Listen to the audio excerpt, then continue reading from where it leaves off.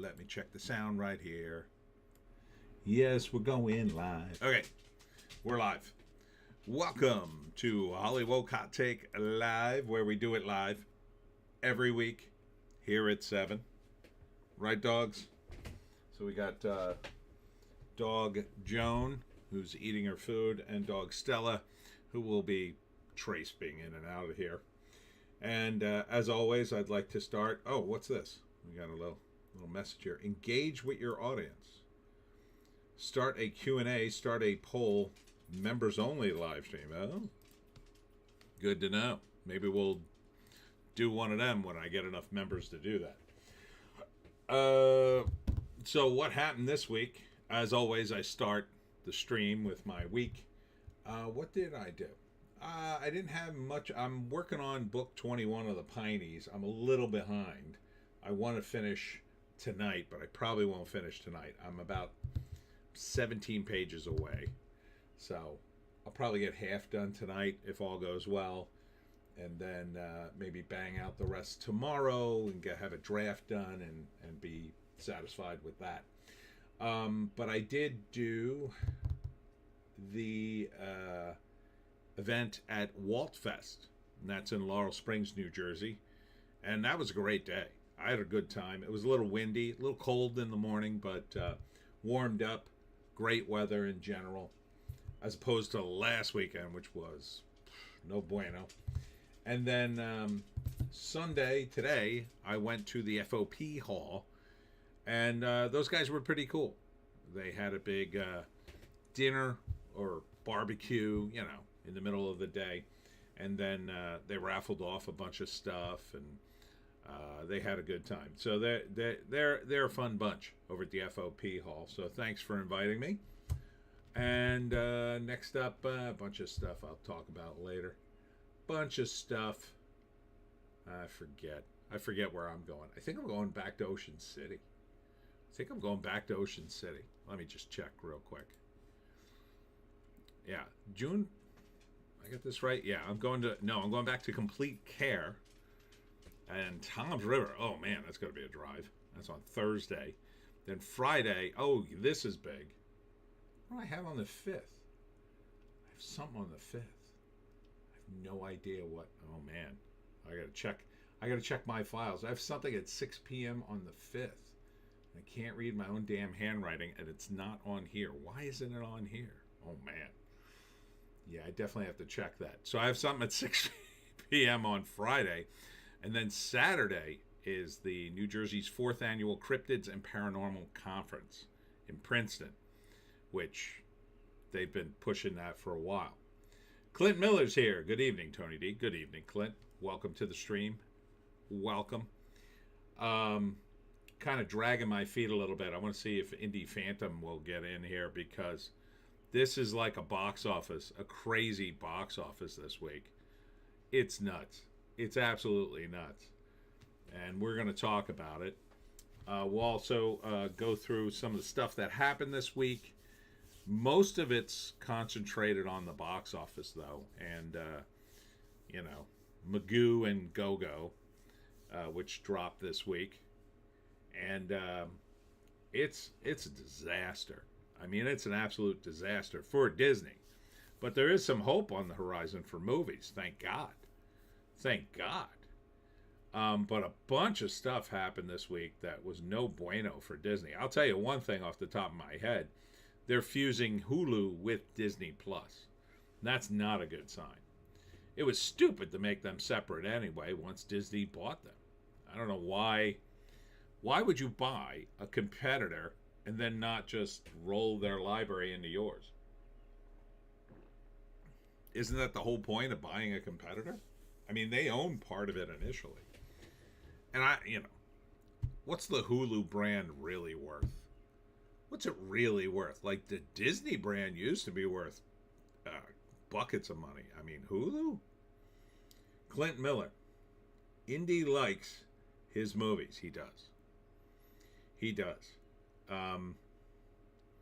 even saw, I did a trailer analysis. They just re-released I Shot Andy Warhol on 4K. and he saw that as well. And he reminded me, because Michael Imperioli's in it, Christopher from The Sopranos, and I was like, oh my God, I can't believe he's that old. But I forgot, Casino. I knew he was in Casino, but, or no, Goodfellas, where he plays Spider. But I didn't realize, Goodfellas 1990? Is that when that movie came out? I can hardly believe it's been that long. Yeah, 1990. It's crazy. And so, yeah, he's been around, Michael Imperioli. So he was Spider in Goodfellas, and he was some weird hipster character in I Shot Andy Warhol, and then caught the big break with The Sopranos. When was The Sopranos? That had to be, 99, 98?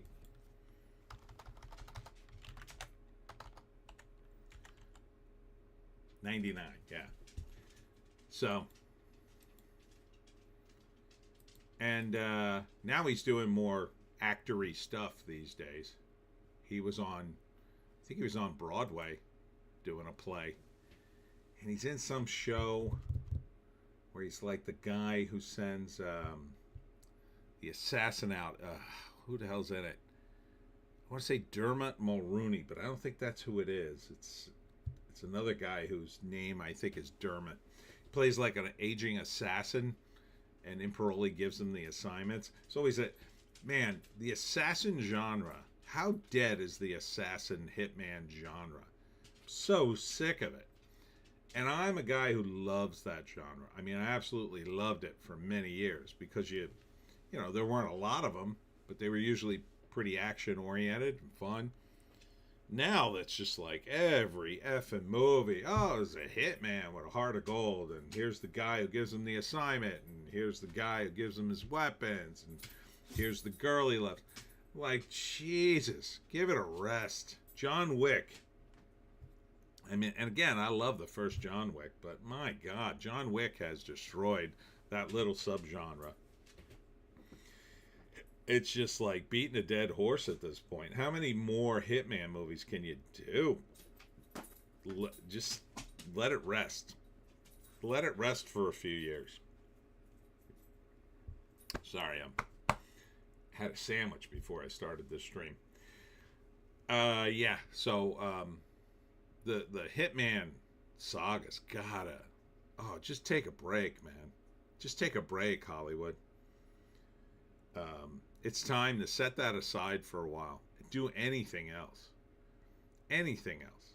I don't understand studios these days and their choices for movies because they're either incredibly derivative or so far out on a limb in terms of how different they are, like no one can relate to it. Like, I understand you want to do something original, but my God, you're talking about the definition of originality now in Hollywood has become so far out there. And I think it's because of this. I think a lot of people in Hollywood don't read scripts, right? So you could have a Hitman screenplay that's very different from any Hitman screenplay in previous years, right? It could be a very different thing. But the pitch, once you say, oh, there's a hitman and blah, blah, blah, well, it's going to be put in that category, right? And because of that, I think that's why they beat these genres to death. And then when they pull away from them, they just drop the entire thing because it's a trend. And rather than dig down into the details and pick something that's very original and more nuanced, they just jump to the next trend. And the next trend is often just, another effing trend that they're just going to beat to death. Like video game movies. I'm so sick of them, too. Although I did like the Minecraft movie. They're making a sequel to that. I'm not sure a sequel... I mean, I understand why they're making a sequel. It made a lot of money, but I don't know if a sequel's going to be any good. I don't know if adding Kristen Dunst to anything really helps a movie or a movie franchise. But yeah, so lots of stuff happened this week. Paul Rudd did something weird, and I couldn't find an article on it. See if I can find it on X real quick before I dive into the box office. What did he do? I forget now. Did something. Here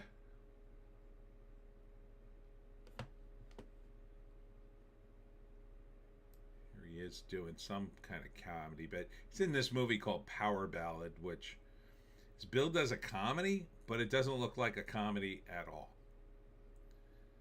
I think it's just an excuse for Paul Rudd to maybe do some music, which I think a lot of actors like to do. No, he did something weird today, or said something weird. It's just all about the stupid Power Ballad. Anyhow, all right, I guess I dragged my feet long enough. Let's get in to the box office. This shocking box office. I'm going to refresh this just in case there's a few extra movies. Only 21 movies reporting, which is weird. All right. Now, last weekend, we had Star Wars, Manging and Gigi, and that it did okay-ish right out the gate. Did about $81 million, which is exactly what Backrooms, brand new movie, has done here. Highly anticipated. I'm highly anticipating that Backrooms. It's a weird horror movie. Oh, it's done $118K worldwide on a $10 million budget. $10 million. And look at the movie poster. It's just a blank wallpaper. Yeah. It's a weird movie. Horror movie. Basically, I guess the idea is, I'm going to read the write-up on the IMDb. Maybe the IMDb can give me a better idea. Here it is. After a therapist's patient disappears into a dimension beyond reality, she must venture into the unknown to save him. So, this guy is the patient and the woman is the doctor. It may be a bit of a bait and switch with the main character, but the idea behind Backrooms is the dimension doesn't have it just has rooms, right? So it's these weird rooms that just kind of spontaneously erupt, and they don't actually, when you look at some of them, they're not they don't make any sense, so they're kind of maddening, and there's just tons of them. So if you watch the YouTube shorts, you see these characters, they get trapped in this dimension, and they're just walking and walking, and they get completely lost in the back rooms. And then there are a couple of weird creatures that live there, and once in a while one of them shows up and chases people, but you never see what happens to people when it catches up.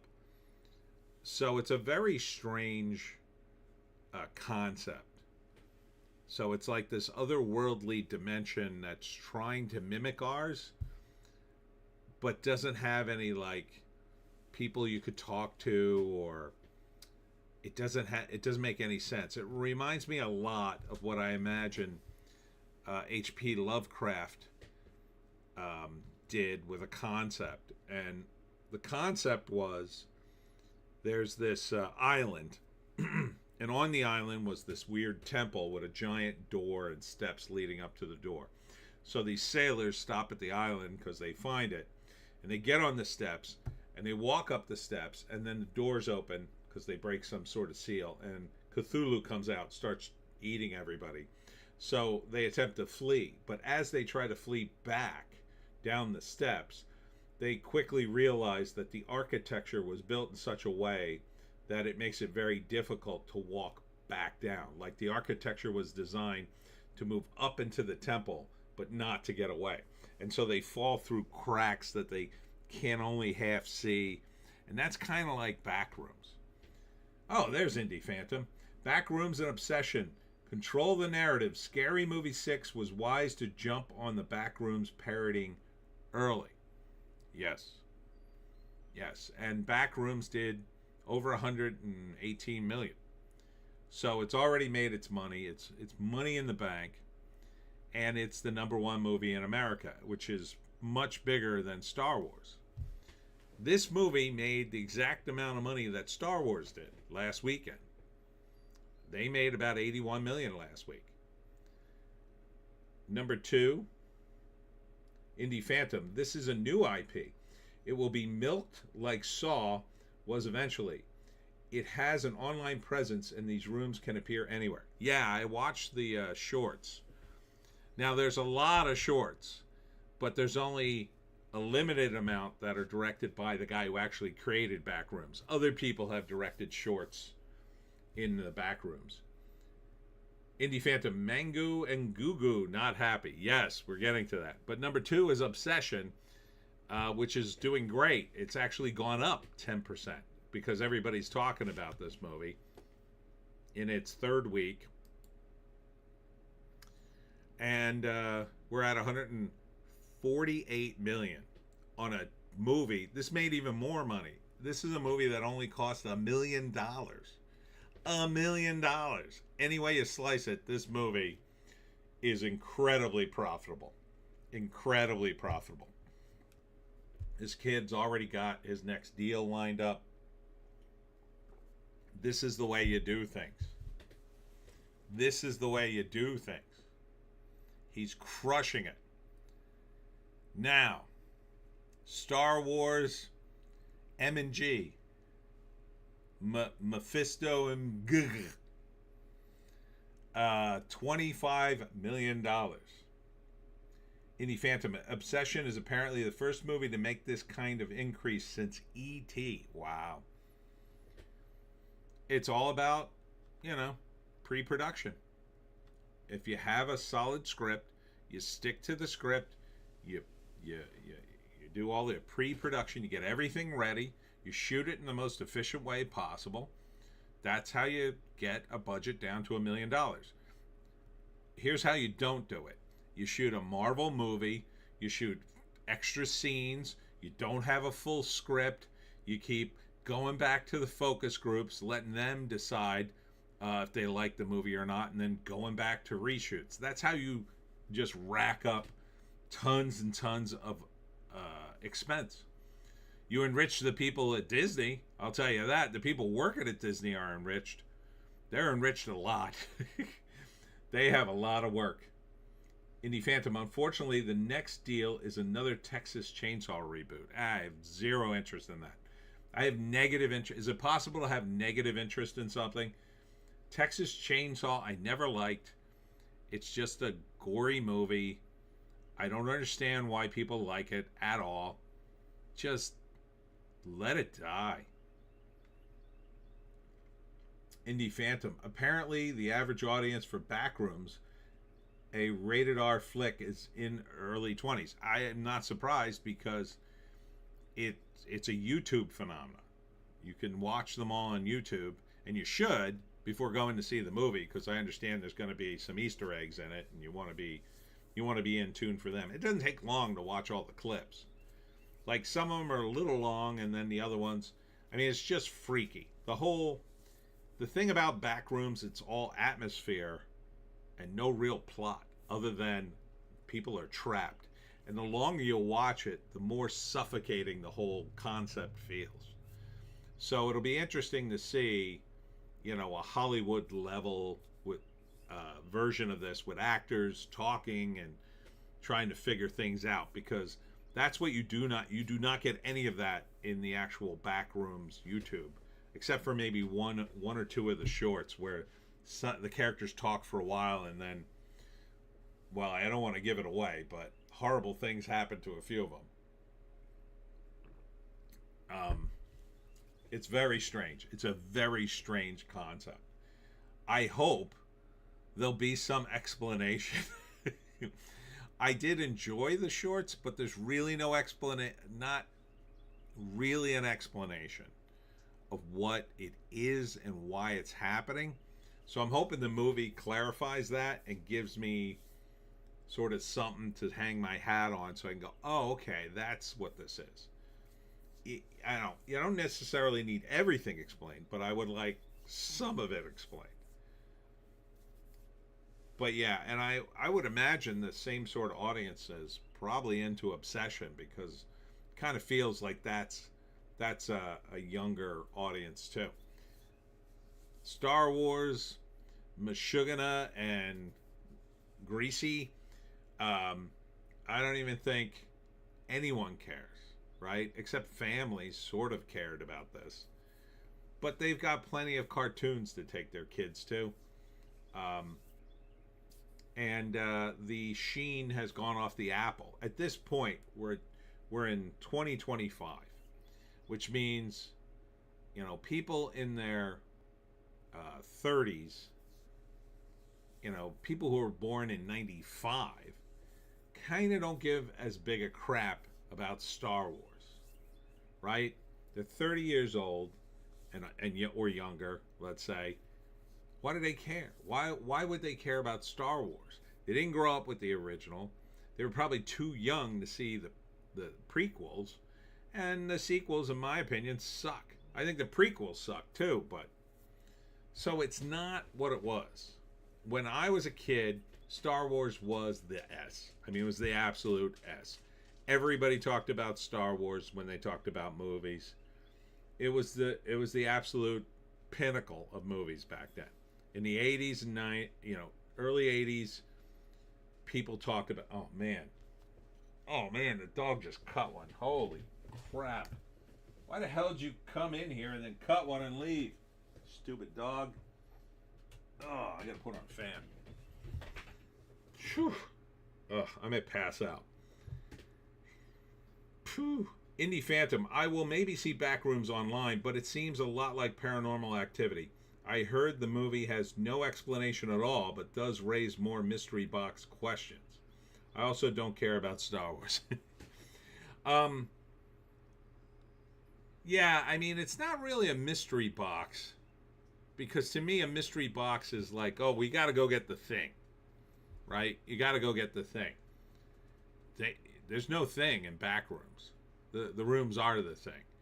It's just that there's no I'd be really disappointed if I saw the movie and there was no explanation or some kind of metaphor that was explained. Like what do the Backrooms represent, or how were they formed?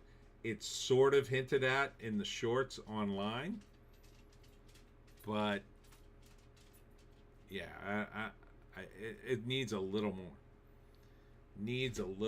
But you could get around it by focusing on the characters, but that really wasn't what Backrooms was about. The characters were very secondary. You're just watching it going, oh man, this is weird. What the hell is going on? Indie Phantom, it looks cheap to make anyways, mostly empty spaces. Yeah, a lot of empty spaces. But it does give you this vibe of like claustrophobia when you're watching it, because you're watching it going, oh man, when is he gonna get out? But yeah, M&G has cooked, finally, Star Wars. It's down 70% at 25 million. Obsession, in its third week, is at 26.4 million. So Star Wars in its second week can't beat a $1 million horror movie in its third week? That's pathetic. Star Wars should have stomped all over these guys. Star Wars should have done at least 40 million. At least. Really, last week it should have done 200 million, and this week should have been 100 million. But it's cooked. It's too much Star Wars. And it's really just beating a dead horse.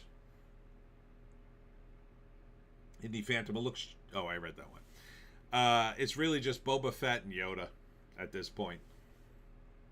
Boba Fett and Yoda running around the galaxy. Who cares? The continuity's been thrown out the window. They're doing a Book of Boba Fett comic book. Explain that one to me. Who at the comic book company said, hey, you know what? Instead of doing licensing a group of characters that people like, how about we license a failed TV show spinoff with failed characters? Like, why would you license the Book of Boba Fett? I understand licensing Boba Fett. They did several successful Boba Fett miniseries. But you licensed the Book of Boba Fett? Maybe if you want a challenge to fix something. Indie Phantom, Star Wars did worse than even some of the lowest projections, losing IMAX to the other flicks. Yeah, it's so bad, they won't even show it on IMAX now. Or they're taking it out of IMAX theaters because there's better movies, quote unquote, to put on that. One is He-Man, and I forget the other.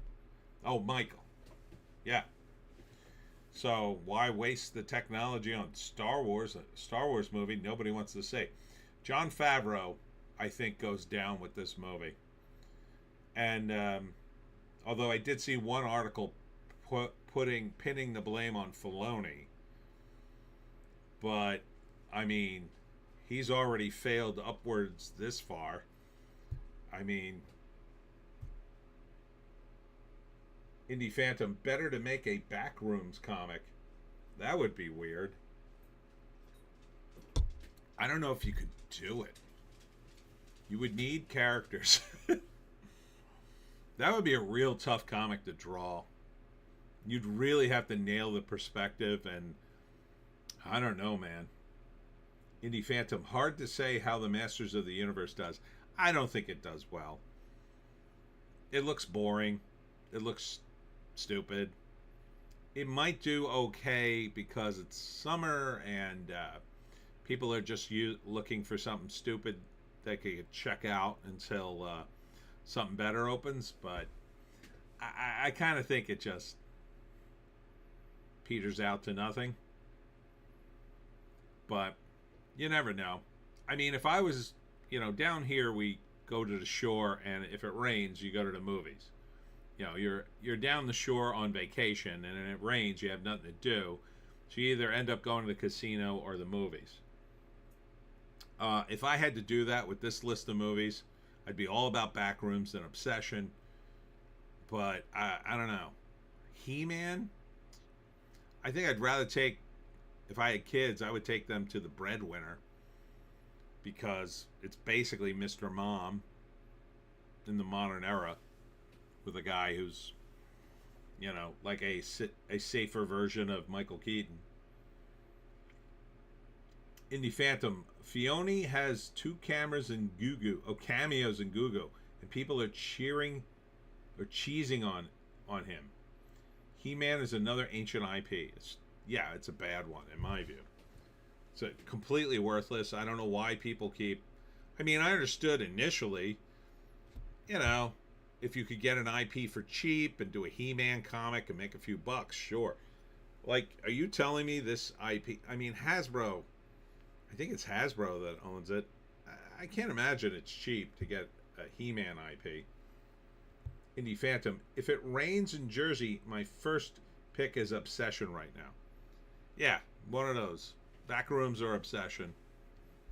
But if I had to take kids to something, I don't think I'd take them to Star Wars. Not now. I'd be trying to get them away from that. So I would take them. I'd take them to the Sheep Detectives. That looks fun. Breadwinner looks harmless but stupid. Number 4 is Michael, dropping from 3, 11.7 million. Still doing pretty well. Oh, well, let me go back. Is M&G going to tank? Yeah, it's at 246 million, which is about where I said it would be today. It's at 165. It needs to do 330 plus 80. Needs to do 420 to break even. I don't think it's going to make it. I think it's cooked. But Michael, Michael's all about profit. It's not going to make $1 billion. See, look at that overseas, $500 million. This basically costs the same, $155 million. The breadwinner, Neil Bragazzi, whatever his name is, $7.5 million. I guess. What did this cost? Probably didn't cost much. The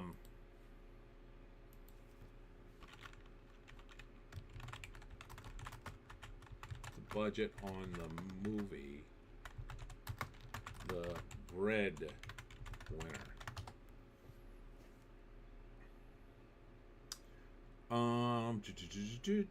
Indie Phantom. Mortal Kombat 2 was supposed to be a big hit. Remember, they moved it back. I think that's what hurt it.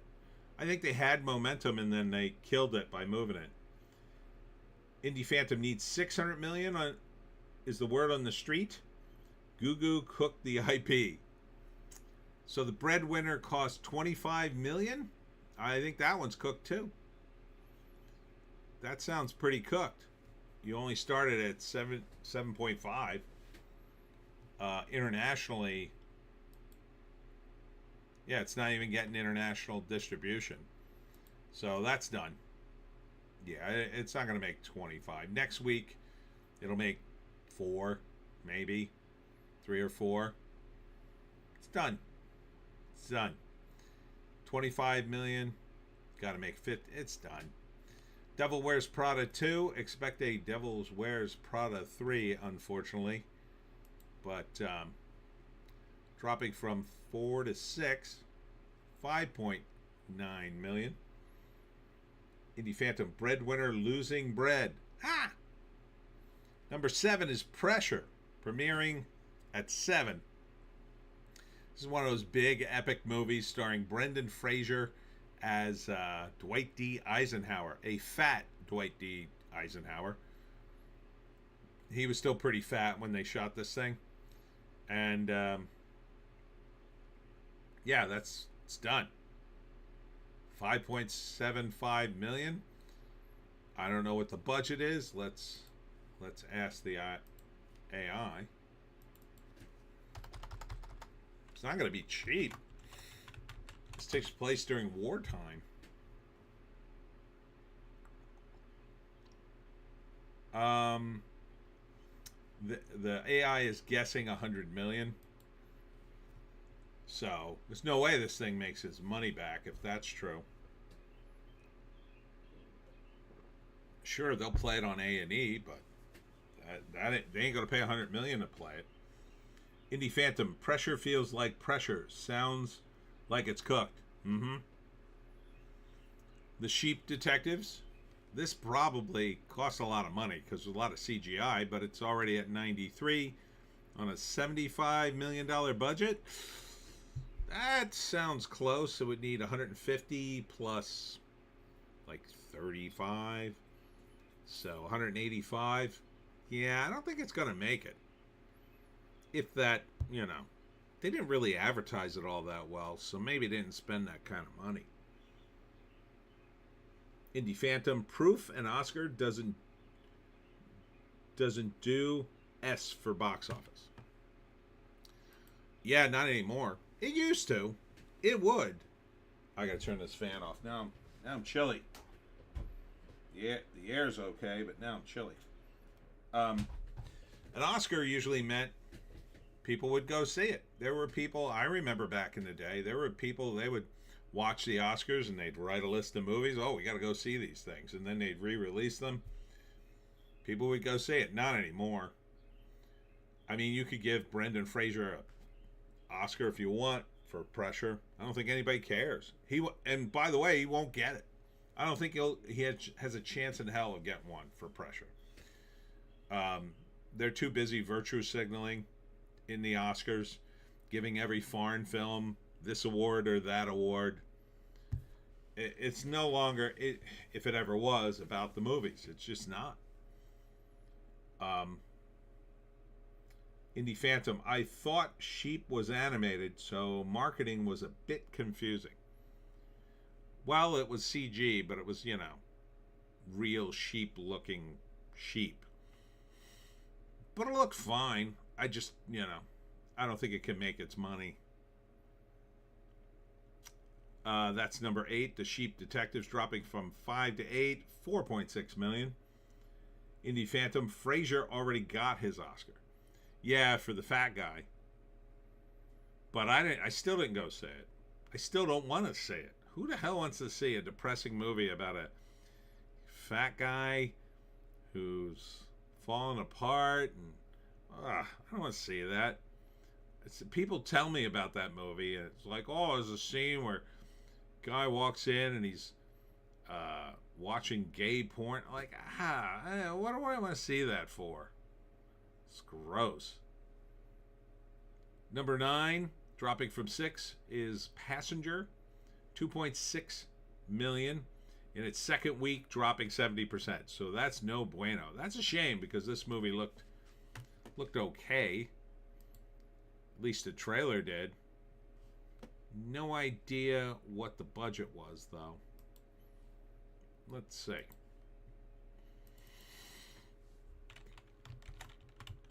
Oh, excuse me. Passenger. 15 million. So it's not too big a nut. So Pressure's at... Nah, it's not going to make it. 5.75. Nah. Oh, wait. I looked at the wrong one. That's Pressure. Passenger. 24 against 15. So needs to do 30 and then another 37. It might make it. It might. Indie Phantom. I don't know Passenger. Don't think it here. It's it looked good. It looked like a scary movie. It's, people pull over the side of the road, but there's some sort of evil entity that's attacking people. Number 10 is Mortal Kombat 2, dropping from 7, $2 million, and continues to slide. It's at 125, but it cost 80 million, so needed 160 plus another 40. Needs 200 million. It's not going to make it. Yeah, they should have never put big names in it. I mean, Carl Urban doesn't come cheap, although what did they spend the money on? Probably effects. It's just a bad concept. Okay, can we be honest about Mortal Kombat? Indie Phantom Fatality. Mortal Kombat's not a great concept. It's a video game, like a real video game. There was never much of a plot in Mortal Kombat. They just go to an island and kill each other. The end. So, they try to create this whole world around it where there's another dimension or whatever, and they have superpowers. I don't care. I don't really care. It doesn't really lend itself to a movie. Like if you turned it into a comedy, like Big Trouble in Little China. Big Trouble in Little China, in a lot of ways, is like Mortal Kombat. There's a lot of characters from Mortal Kombat kind of in it, although it's not really Mortal Kombat. I mean, so if you turned it into a comedy, maybe you can make it work. But I don't know. Everybody's so serious.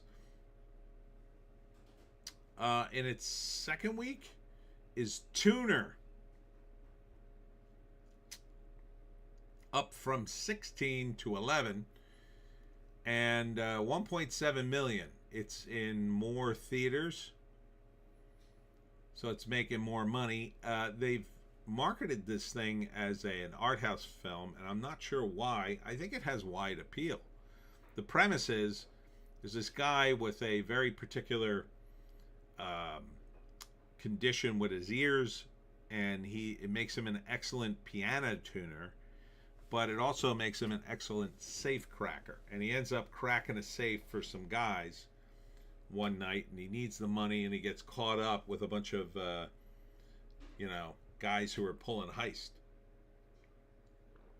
And it kind of spirals out of control from there, and he has to get out. You know, he gets himself in a bad situation. Now he has to get himself out. I think it's a good premise. It's a little different. Probably should have gotten wider release. Dustin Hoffman's in it. It's got elements of a heist. It's got elements of a thriller, a little bit of crime drama. It sounds good. It's getting excellent reviews. So I don't know why you're just dumping it in the art house circuit and then trying to build it up. But number 12 is the Super Mario Galaxy movie, 1.3 million. Still in theaters after 61 days. Number 13, dropping from 8, I Love Boosters. In its second week, dropping 65%, which is no bueno. 1.3 million. The director really tried to pimp this thing. On X, of all places. Indie Phantom Dustin Hoffman is also in Megaflopolis. I had no idea. I still have to see that stupid movie. Man, I can't find a place that plays that movie for free. Let's see. See if I can find a place. I loathe boosters, says Indie Phantom. Let's see. Megalopolis.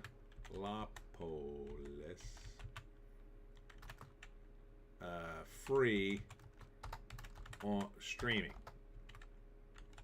Or I'll just put streaming. Don't know why it's not on... oh, it is on Prime. Okay. Oh, no. How much is this going to cost me? Title is unavailable due to expired rights. Oh, it's not on here. See? I can't say it, so... That would have been my first thought. There's something called justwatch.com. I don't know. I don't know that site. Here's the official website. Can I watch it on here? Where to watch? Oh, here we go.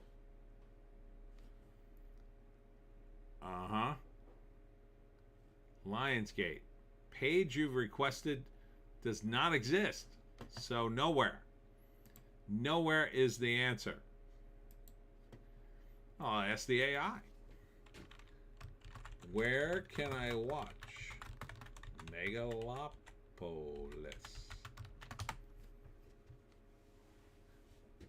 Ask the AI.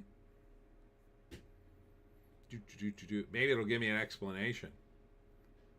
It's difficult due to director Francis Ford Coppola's specific distribution strategy. He has intentionally withheld the film from standard streaming services and physical media to preserve it as a theatrical event. Indie Phantom. Yeah, you have to buy the Blu-ray, Tony. Oh my God, no. Special theatrical screenings. The primary way to watch the film is by attending a special roadshow screening. Oh my God. Coppola stated in interviews he wants the film to be seen in theaters the way it was intended and has no current plans for a standard U.S. home release. Indie Phantoms. Theaters. Sorry, Francis. Digital rental. Limited availability. Platforms like Plex, Amazon Prime, Apple TV, late 2024. Now unavailable. Plex. Some users report the ability to rent the film for roughly $3.99 through, though ability fluctuates. And then here it is. In the Netherlands, the film is available to stream on Netflix. The film has been available to purchase on digital platforms via distributor Madman through region locking may apply. So I got to get a VPN blocker or something. Indie Phantom Roadshow. Coppola takes it around in an Uber. Hey, what are you doing here? I'm Francis Ford Coppola, and I want to show my movie in your theater. Yeah, we're showing other stuff. I'm not really interested. No, you don't understand. I'm Francis Ford Coppola. Yeah, I understand, but we already have movies in this theater. No, no, you don't understand. This is Megalopolis. This is a theater-only event. I understand that, Mr. Coppola, but I'm going to have to say no. Are you crazy? I'm Francis Ford Coppola. Do you know who my daughter is? It's Sophia Coppola. She directed Godfather 3. Yeah, I didn't really like that. Oh, you Philistine. I'd rather never show my movie in your theater. And then he leaves. That would be a Mad TV sketch. Like Francis Ford Coppola tries to show his movie. And he just goes to theater and he just makes it impossible. He just makes a bunch of impossible demands. Jim Carrey as Francis Ford Coppola. No, Will Sasso. Will Sasso as aging Francis Ford Coppola.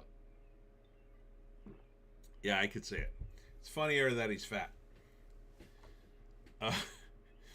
Indie Phantom. Coppola would be better off taking Jack on the road. Yeah, I think he invested all his own money in it. So maybe he's broke. Maybe he has to take it on the road to make any money. Maybe that's just dinner money. Listen, you could show my movie for 2 hot dogs and a soda, but it has to be a large. And I want nachos, no cheese on the side. I don't want the cheese. It doesn't agree with me. Listen, Mr. Coppola, we could just give you some money. No, I want the hot dogs.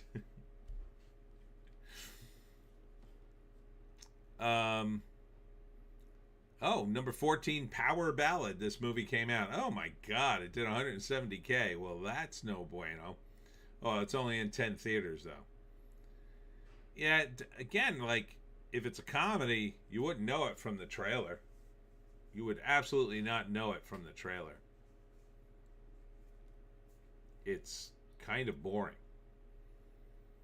I mean, it's not, it's got good energy, but it's not funny. Number 15 is Holcomb. Holcomb, starring Adam Scott, 67K. Hoppers, still in theaters, 41K. Gosh, it's been in theaters 87 days. Silent Friend, the Tree movie, 30K. Shrek, back in theaters, 30K. Deep Water, Aaron Eckhart's movie in its 4th week, 15K. Brutal. But it's only in 9 theaters.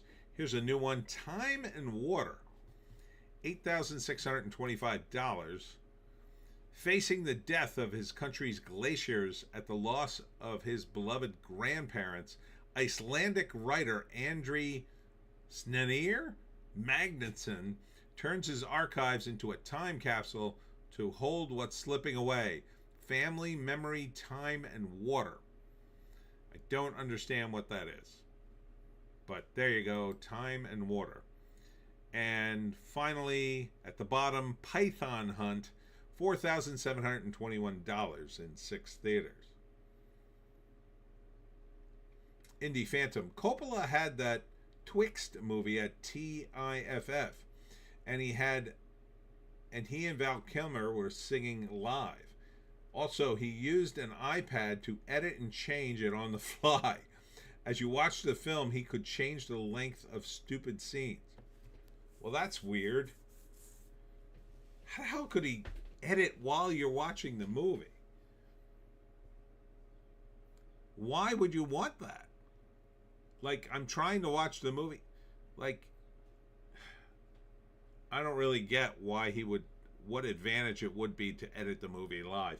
Other than he got insecure about a bit and said, oh, well, this isn't going anywhere. Let me get to the next scene. Indie Phantom. Holcomb, bad title.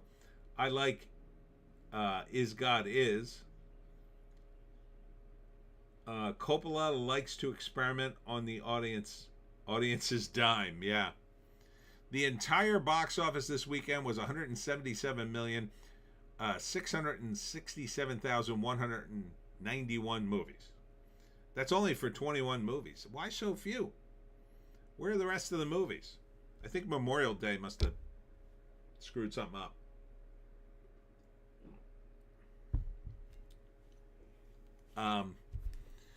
So I guess that's an okay box office. for May. For Memorial Day weekend, though, it should have been over 200, I think. Indie Phantom, and different streamers have different versions of that film nobody cares about. Yeah, I really don't want to see several different versions of Megalopolis. I would just like to see a version, the version.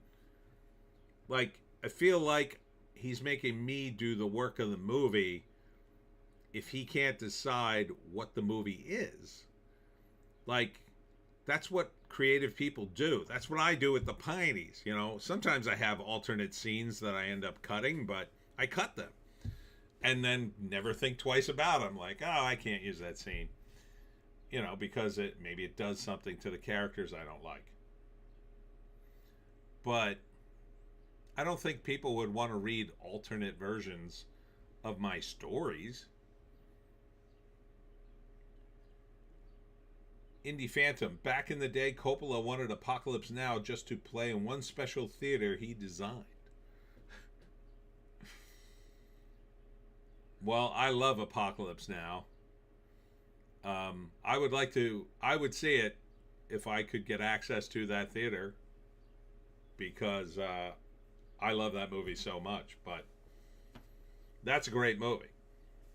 It's also based on a book, Hearts of Darkness by Robert Conrad, which really didn't take place. It didn't at all take place in the Vietnam War. It took place in the Amazon rainforest, but he adapted it for Vietnam, and it's a great film. It almost killed Martin Sheen. He had a heart attack on the set. Hearts of Darkness tells you a lot. That's the making of, which I also highly recommend. And Marlon Brando's never been fatter. Marlon Brando's so enormous. He was supposed to lose weight for the movie, and when he showed up, he had actually gained weight. He gets off a helicopter, and you could see the helicopter go. Like, he's on the helicopter, and then he steps off, and the thing goes, like, oh, thank God, he's off of me.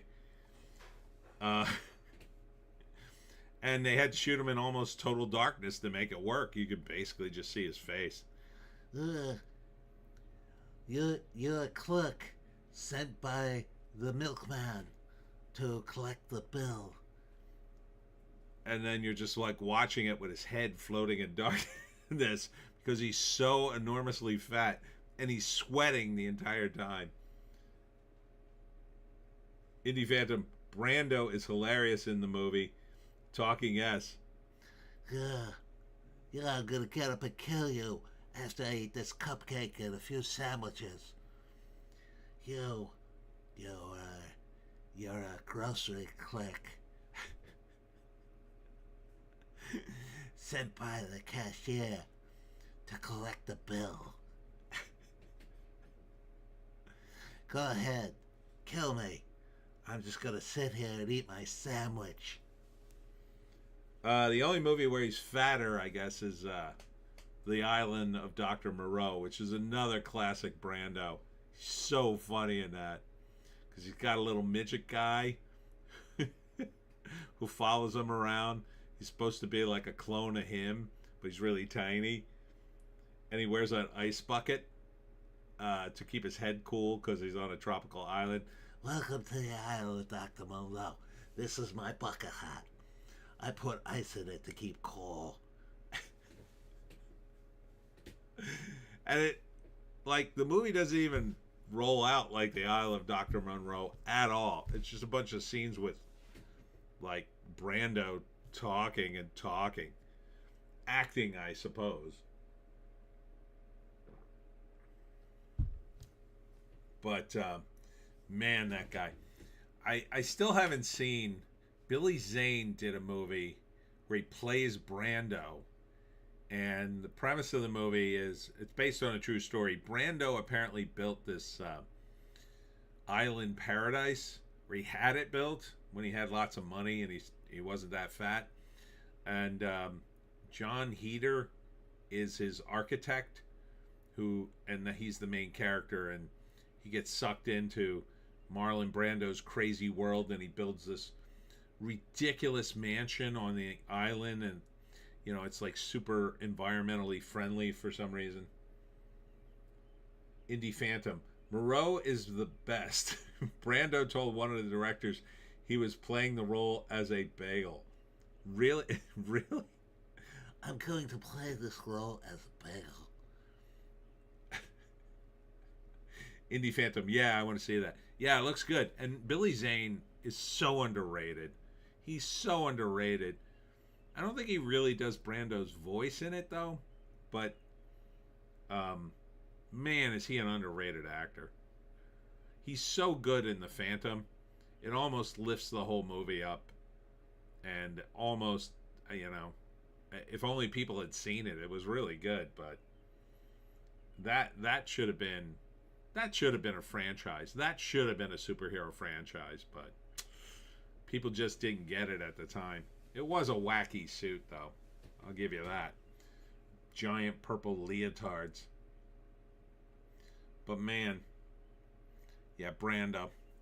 What a fat F. Anyhow, let's move on to Variety. See what's going on. Don't care about her. Trump says cancel it about troubled Freedom 250 concert series after slamming overpriced third-rate artist his organization booked. Indie Phantom. Billy Zane is great. Yes. I hate to say it, but Variety is 100% right on this headline. As near as I could tell, the Trump admin booked some of the most third-rate talent, except for the Commodores, I've ever seen on a concert venue. And I don't understand why. Like, Trump has Kid Rock, a bunch of country guys who I'm sure are huge fans. I'm sure the real country guys are fans of Trump. Vanilla Ice is okay. I don't know who he was trying to book. He's got Cardi B. Cardi B's in his camp. I don't know why he doesn't call her. Like, why is it? And these are the people who dropped out. Some country woman I'd never heard of, Young MC, who I didn't even know was still active, Milli Vanilli of all people, and Bret Michaels, former lead singer of Poison. Like, you're telling me Young MC, Milli Vanilli, and Bret Michaels have something better to do July 4th weekend than play a gig? You're telling me these guys can pay their bills without that gig? That they're too important to play the White House? It's insane. Indie Phantom. I love that he's doing a rally instead of. Well, they contend, the people who pulled out contend that it was supposed to be nonpartisan and somehow it became partisan. So the only thing I can think is that Trump floated out the idea that he would show up at the concert and give a speech, and that's when they pulled out. But I don't know. I don't know why he would want to do that, because I kind of think that would have been a disaster if he had. Like, if you show up for a concert and then a politician comes out and gives a speech, it doesn't matter who it is. I think most people would go, boo, put the music back on. We're having a good time. So I don't think it was that. But sure. I mean, he's very entertaining on his own. But you're telling me Bret Michaels has another gig lined up? Okay. Indie Phantom. Even Bret pulled out. Yeah, it's crazy. This is the America's 250th anniversary. This would have been historic. Okay? This would be... You'd literally be in the history books for this. I would have said yes to Biden if he invited me on an anniversary like that. I would have said absolutely 100% yes. I'll come. You don't have to be part of the politics. Indie Phantom, they think they just got online heat because it was this admin. Yeah, I mean, I get that, but dude, I mean, what heat? Like, You're telling me a bunch of online losers, and let's be honest, a lot of people who complain online are losers. Not me though. And they just complain online. You don't know who they are. You have no idea. Half the time we discover they're all foreigners or bots or whatever. Ignore them. That's what the guys who stayed in it, Vanilla Ice just said, well, I don't care. I play for Iran. I'll play for Putin. And another rapper who I never heard of, Florida, he said, I don't care. He just laughed and he's going to play anyway. I mean, it's a no-brainer.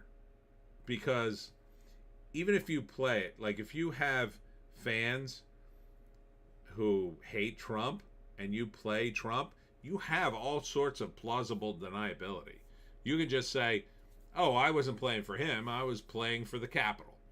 I was playing for my fans. I was, you know, I didn't shake his hand, you know, but these people.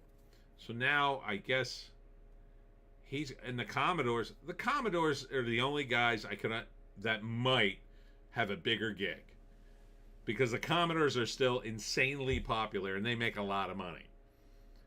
Bret Michaels, are you telling me Bret Michaels makes a lot of money on the road? I mean, I'm sure he feeds himself. You telling me Young MC? I didn't even know Young MC still doing stuff. Milli Vanilli. Who in their right mind goes, you know what concert I'd really love to see? I remember back in the day, there were some guys who lip-synced on a TV show. I love those guys. Who loves Milli Vanilli? Oh, and Morris Day. Morris Day, who's claimed the fame as he's, I guess, in the Prince movie, Purple Rain, singing Doing the Butt. That's him, right? What other songs does he have? Indie Phantom. It should be just Vanilla Ice. No, it should be every country guy should have been lining up to this thing. It should have been stacked to the rafters with country guys. Oh yeah, how about the guy who sings I'm proud to be an American? Someone online said, what about Ted Nugent? Oh my God, Ted Nugent, you couldn't stop him from playing this thing. Indie Phantom. Milli Vanilli is just one guy now. It's not even both guys. Who booked this thing? Who booked this thing? This feels like sabotage. I don't know. Or somebody really half-assed it. Or maybe they got the AI to do it. I don't know. What? How could this go so foobar? The lineup was not impressive at all. For America's 250th? Why isn't Kid Rock there? I don't understand. It makes no sense to me. Makes zero sense. You tell me Kid Rock was just like, oh, I'd really love to, Donald, but... Here's Backrooms box office. Indie Phantom. The other guy... unalived himself? Oh, I didn't know. So now Trump's canceling the event and he's going to just give a speech.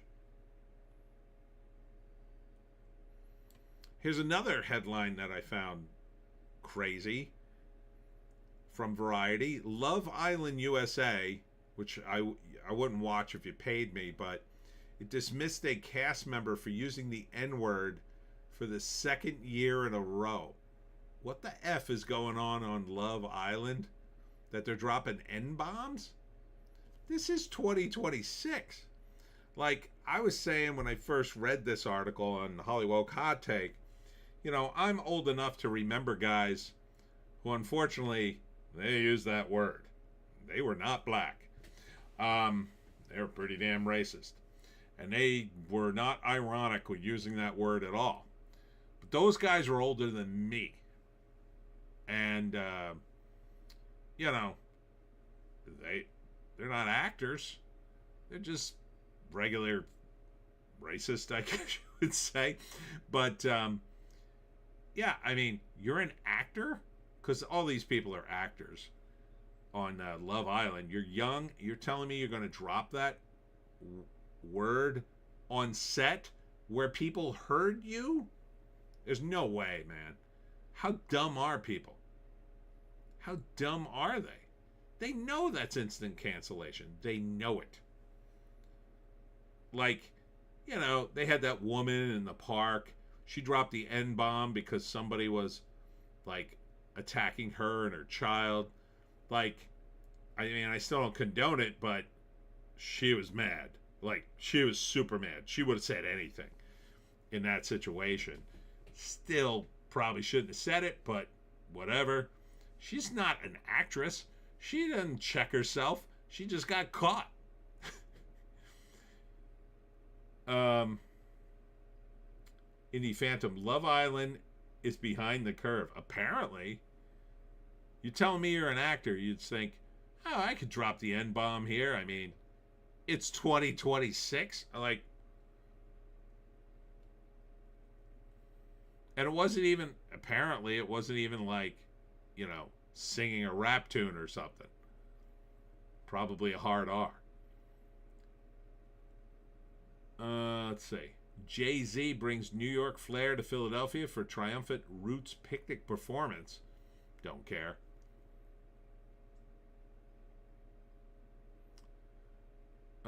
Let's see.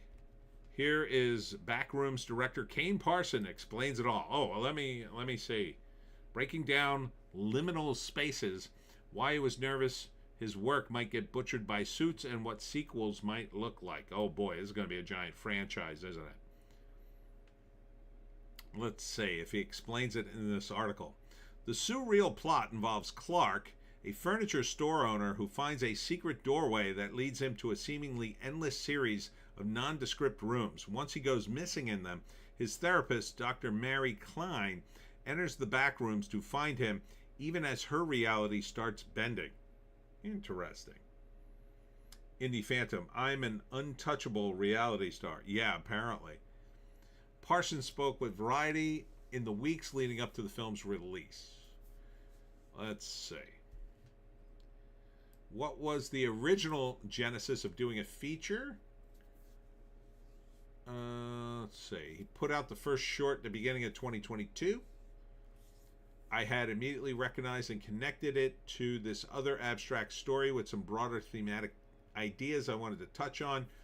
Kind of like an itch or an engine of a story.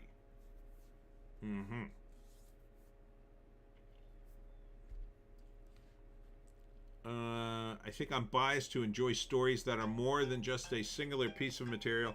Oh, and like clockwork, one of my family members is calling. Hold on. Let me see if this is an emergency.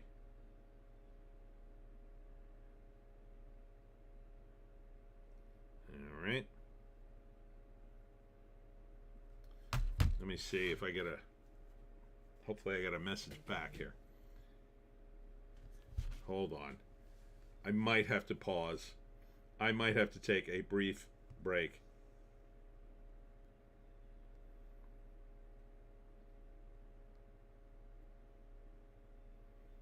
Let's see.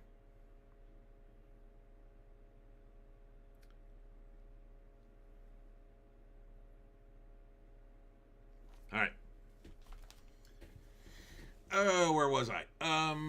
So it's very thematic, serialized, blah, blah, blah, blah, blah. I'm trying to find out what the frig backrooms are, Parsons. Don't just keep jerking me around.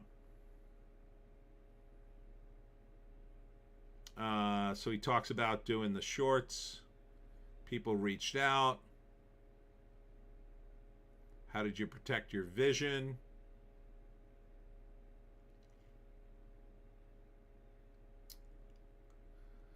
I feel as though liminal space, that whole world, is very much connecting with people on the level that it's referencing uncurated little fragments of memories that are lacking context. Moments in your life where the primate mind has learned its environment and has a specific relationship with the way it memorizes its environment. You've got a little abstract flickers of a location you went to when you were a kid that you have no idea where it was or when it happened or what happened there exactly. You just have information that floats around in the brain sometimes. And a lot of these little space photos evoked a feeling of people who had childhoods in the early 2000s and 90s. And I think that's partially due to the medium of a lot of the stuff being Digicam. Okay. It's very conceptual. With backrooms, I take it in the science fiction direction, but it's a tangible version of that idea, and the exploration in the form of this place that is either exploiting or using, and probably not consciously, but I think people find it and come into contact with it, and they find that most of the horrors to be found are them projecting their own interior world onto it, like a person in sensory deprivation. I can kind of see what he's saying.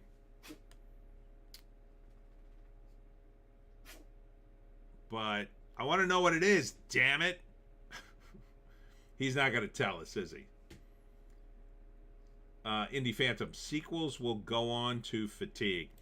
Yeah, I mean, if he doesn't give me any real concrete information about what the back rooms are, like, I want to at least see a scene with a bunch of scientists developing the portals to hell or whatever it is. If I see that, at least I get an idea of what started all this mess. But we'll see.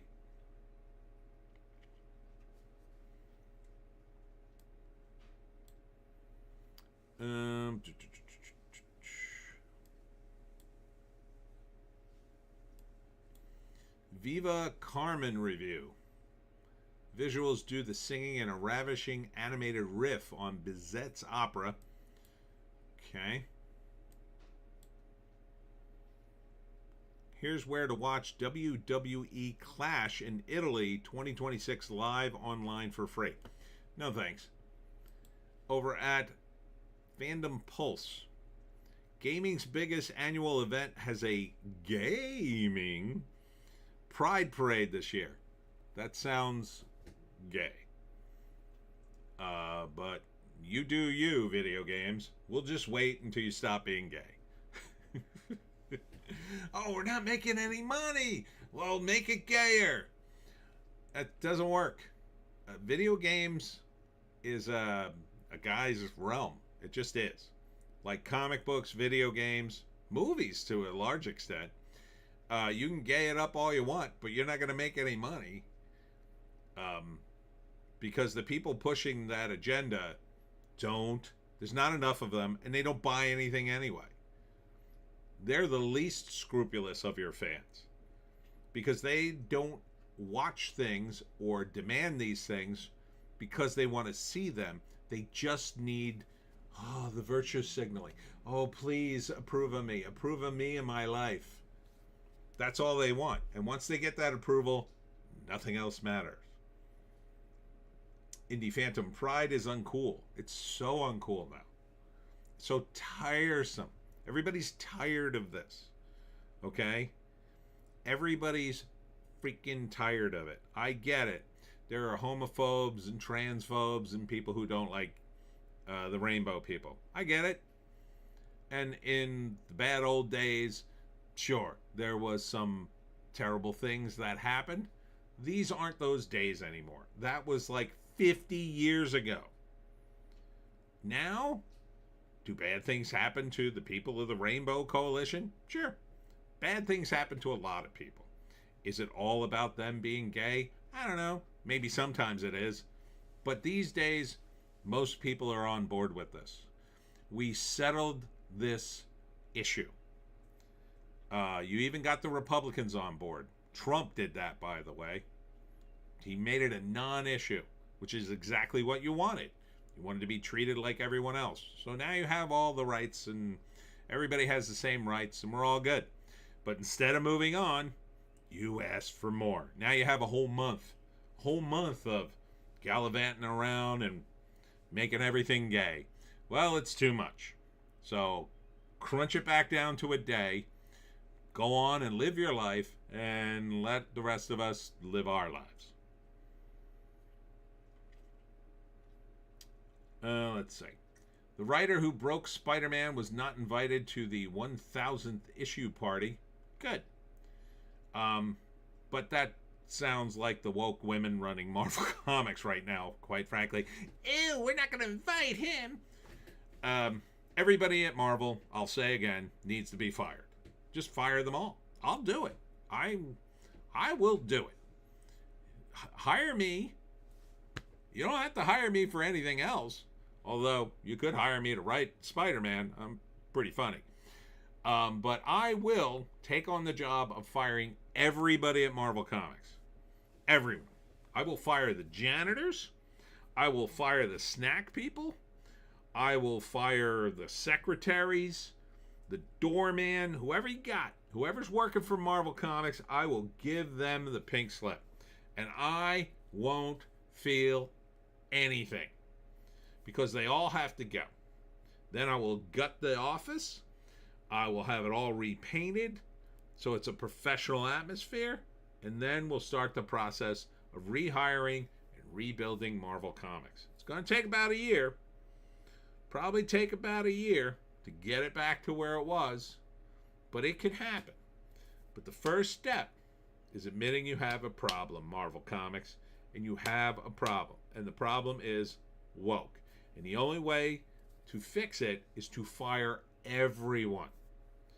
Now, some of those people might eventually make their way back to Marvel Comics, but I would put a 2-year moratorium on that, probably.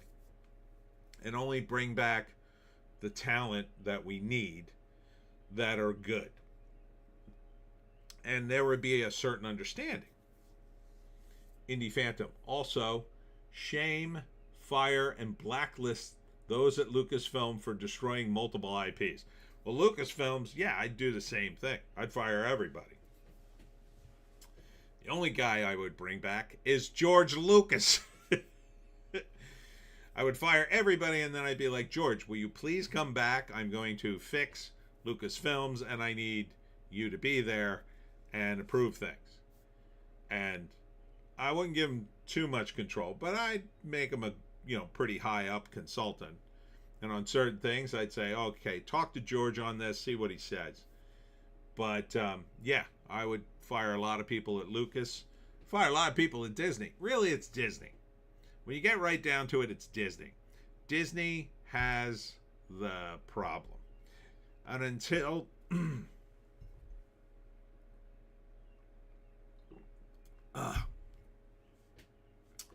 allergies today.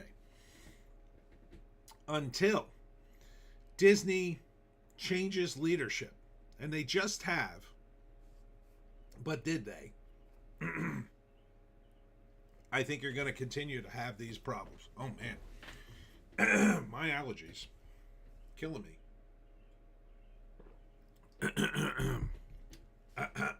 Excuse me. That's better. Yeah. So it's really a Disney problem.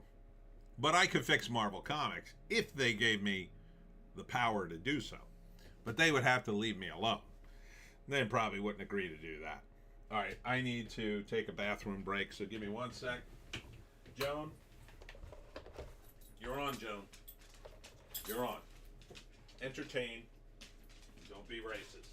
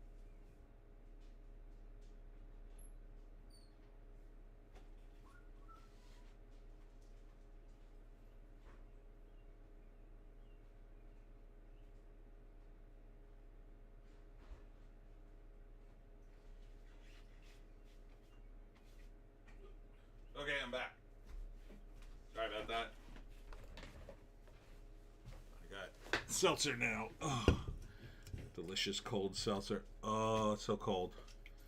Oh, I love seltzer. Almost as much as iced tea.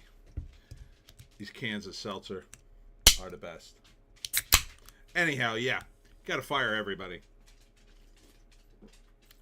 I don't think the new guy is going to fire anybody. He's going to try to fix things without firing people. I don't think you can do that. Not with the woke. Because they don't see it as a job. They see it as a calling. As James Lindsay has said many, many times, it's a Gnostic religion. So to them, to turn on their own religion is blasphemous. They won't do it. So you can give them all the instructions you want, right? You could say, okay, we're not going to do any more gay storylines, for instance. No more LGBTQ stuff. That's all done. We're going to concentrate on sci-fi, fantasy, superhero stuff. So we're getting away from all that. So get away from interpersonal relationships and let's get, Clint Miller, not a fan of the rainbows, are you, Joan?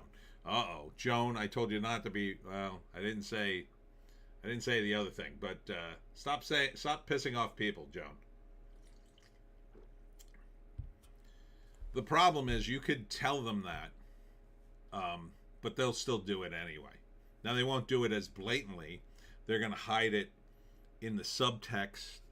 The writers will just say, "Oh, well, I'm still going to do it. I'm just going to put it in the background." Where the artist will put some gay thing in the background of the shot that I don't know about.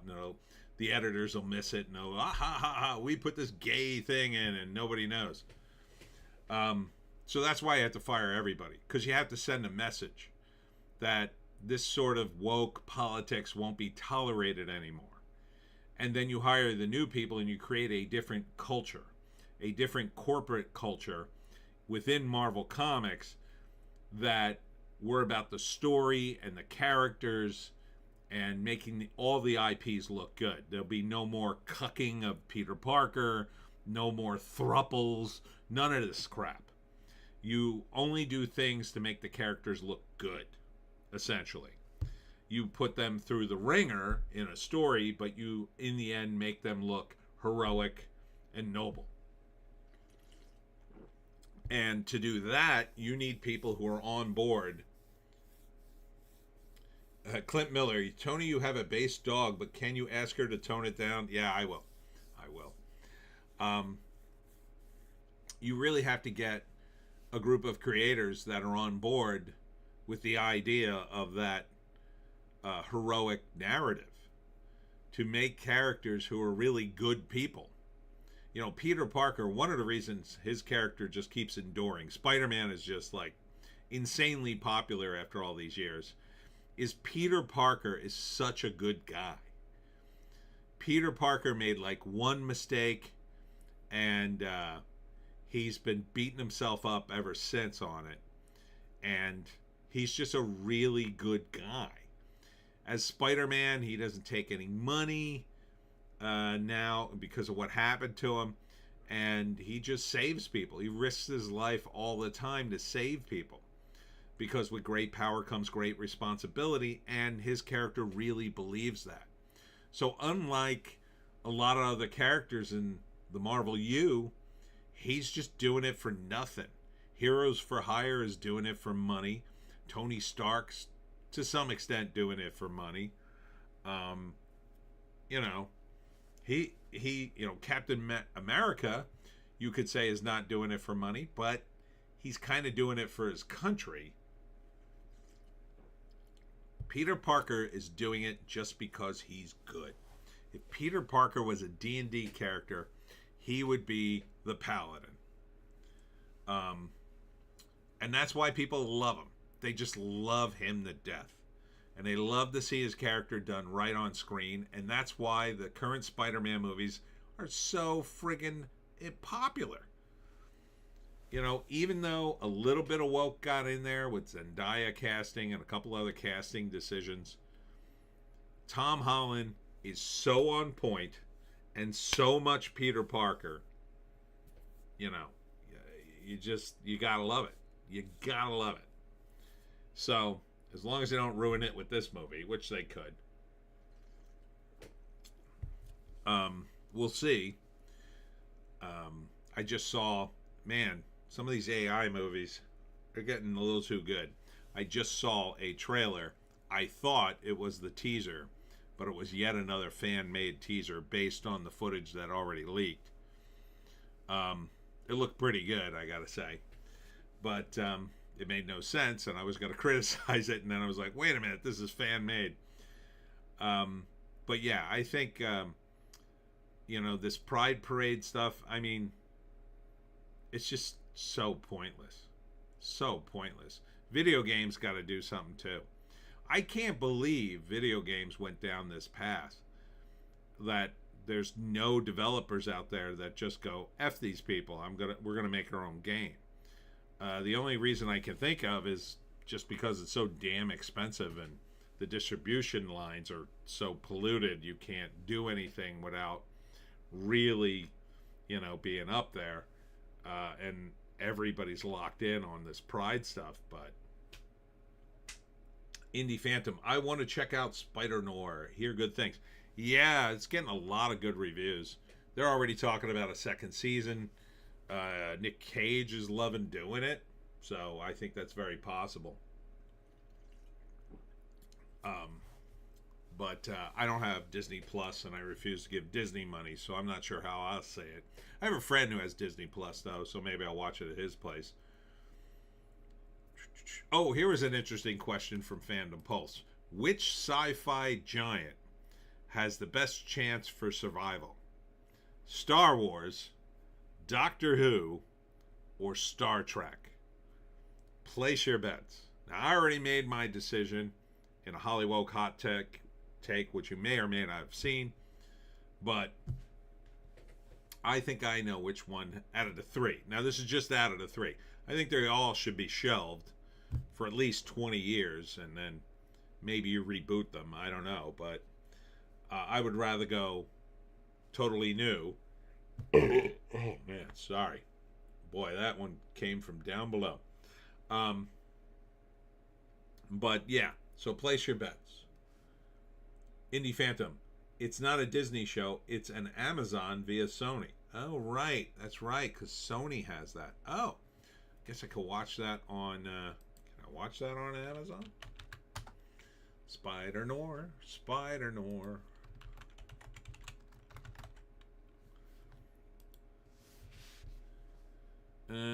Here's the comic.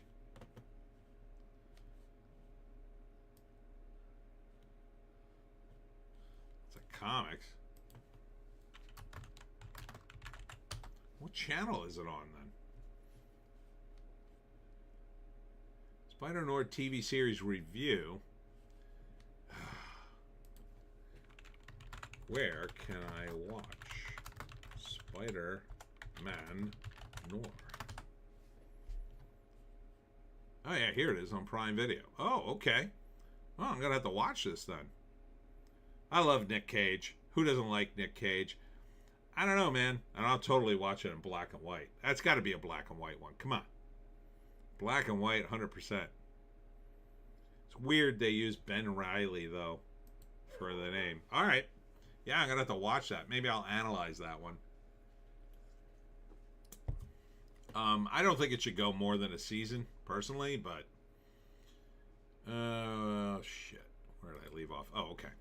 So, which sci-fi giant has the best chance for survival? Again, it's Star Wars, Doctor Who, or Star Trek. Clint Miller, one of my pet peeves about the earlier comic book movies was that the baddies got killed off too soon. Nicholson's Joker, Daredevil's, or DeVito's Penguin, Molina's Doc Ock killed off in their first movies. Yeah, that's Hollywood. Because, they're like, oh, well, we're not going to do another one of these, so might as well kill them. And it tends to follow the pattern of other movies with other villains. But yeah, I wouldn't have killed off anybody. In a comic book movie, you're crazy. You're crazy, because they're coming back anyway, and they managed to get Melina back anyway. So, yeah, especially the Batman movies, because you have Arkham Asylum, and that you should have been building that up. Even if you didn't get Jack back for the movie, you could have done a thing where you show like Arkham Asylum and, you know, just a shadow of the Joker and then the laugh, and it would have worked out fine. But, you know, those guys, again, Hollywood, they don't know comics. They don't know comics. All right. I would say this about these three franchises. The first is Doctor Who is done. Doctor Who won't change anytime soon because the BBC is the British Broadcasting Corporation, and that is run by the government of the UK. So until the government of the UK changes, the BBC doesn't even have a chance. So currently, the BBC is just chock full. You think Disney's woke? They got nothing on the BBC. The BBC not only made the Doctor super gay, they have a radio play for Doctor Who, and the Doctor's like trans in that one. Like it's another Doctor who's like, I don't know, some female trans Doctor, and that's the radio show. So there ain't a chance in hell the BBC is fixing Doctor Who. Not until the government changes. Because even if you had a very based producer in there, the BBC wouldn't hire him. Or would fire him. Clint Miller. Ben Reilly was what Peter Parker called himself after the clone Peter Parker assumed his identity. Didn't like that arc. Yeah, me neither. That's why I think Ben Reilly was a weird name to choose. Star Wars is also cooked. Again, it's about who's running the show. The Disney is, until there's a change, a real change in the Disney upper echelons, Star Wars is not going to be fixed. It might get fixed for a time, you know, kind of like Margie and Gaga did for the TV show, right? M&G temporarily was fixed because, like, Luke Skywalker showed up and everybody thought, oh my God, they're going back to the old characters. This is going to be great. No. And then, no. Then it got worse. It got way worse after that. So, until you get a change in management at Disney that's willing to go, okay, we want action, adventure, fun. In Star Wars, we want the old characters or their descendants. We want to pay tribute to canon. We're going to ignore these sequels. We're going to ignore some of the prequel information either. Although you really can't ignore the prequels, I guess. So you'd ignore the sequels. Everything after, you know, the sequel or before the sequels. No, you would everything after Return of the Jedi. Ignore it. Start fresh and then do canon. So like everything after that would have to be canon. It would have to be based on one of the many books that Disney owns. Like Disney doesn't have to go get them. They have an immense library of Star Wars material. It's all written. Like it's all ready to go. They have stories where Luke Skywalker marries Mara Jade and has kids. There's a time he becomes evil, and Palpatine comes back because he keeps cloning himself, and Luke becomes evil, but he fights him. I mean, there's all these stories that they were adapted in the comics, but Dark Horse, I remember those. You have to do all those to even have a chance of fixing Star Wars. They're not going to do that. There's nothing on the horizon that says they're going to do anything close to that. The best you can hope for with Star Wars now is Dave Filoni won't go too woke, right? He's going to do his pet little project, Ahsoka, maybe, if they don't fire him. And There's rumors that Obi-Wan Kenobi will come back, and they won't be cut, but there's going to be all kinds of DEI hires in the background, and there's going to be all kinds of stories where, oh, well, you know, I'm sorry if I yelled too loudly. It's part of my toxic masculinity. Sorry, I have to apologize for having a penis. I'm very sorry. That's the kind of stuff you're going to get. I mean, they just came out with this game, 007 First Light. It's young James Bond, and there's a lecture in the middle of it about toxic masculinity in a James Bond video game. So I don't know. I would demand my money back if I had bought that game. Demand it. But yeah, I mean, if they're going to do that to Bond, what chance do a bunch of Star Wars characters have? So those two IPs are stuck because there needs to be a change in management. Star Trek, however, just had a change in management. So it's possible, out of the three of them, that Star Trek could fix themselves. Indie Phantom, woke Bond, no bueno. Big no bueno. I think Star Trek can fix itself now because you have Ellison running essentially Paramount, Skydance, Warner Brothers. The only question is, will he abandon the woke slop that has gone before? They may be slowly pulling out of the dive with Strange New Worlds. They may end it way better than the middle of this stupid show was, with puppets and musicals and God knows what else they put in this show. Indie Phantom, Bond movies not looking promising. No, not at all. No. If I was an actor and approached to do Bond, I'd just tell them no. No thanks.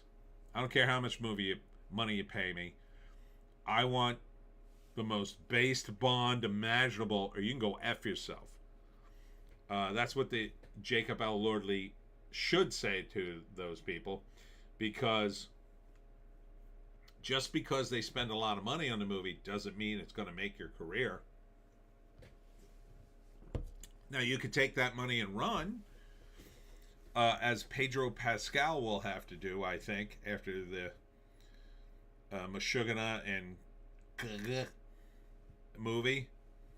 Because finally, are we sick of him? Finally? I mean, he's been in every movie in history now.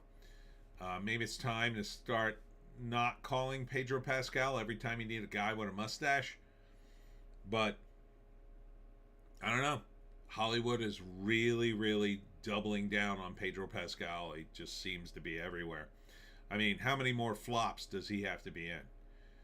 You know? I just don't get it. But yeah, the Bond movies, they don't look good. I don't think there's any hope for the Bond franchise to come back until same thing happens. There has to be a major change in management. And it has to probably come from a male producer to take in charge, because the female producers are more than willing to completely sell out these characters on the altar of woke politics to look good in front of their imagined fan base. And it is imagined. No one likes this stuff. The only people who demand it are people who don't watch it. These are people on the internet. Many of them are bots, foreigners, who they're only doing it to get you to do all this stuff. Indie Phantom, Bond just doesn't work now. I would put it back in the Cold War, start over, recast, start over, and then keep him in the Cold War. Keep him in the Cold War forever. That's where he belongs. Otherwise, do something new. Indie Phantom, they seem to have stalled on it lately, to which I say good. I hope they never do another James Bond. I love the Connery Bonds, a couple of the Moores, but Connery's the man. He'll always be the man. Everybody else will always be second banana to me. So just look, Pierce Bronson, Um, when he showed up on Remington Steele, I was like one of the many fans that said, "Ooh, he'd be such an amazing James Bond." And he kind of was, but in my view, he never got a good script. Not really. If he had gotten a real Bond script, I mean, we could have saw something amazing. I would love to see him come back and do old Bond. Be fun, one last time.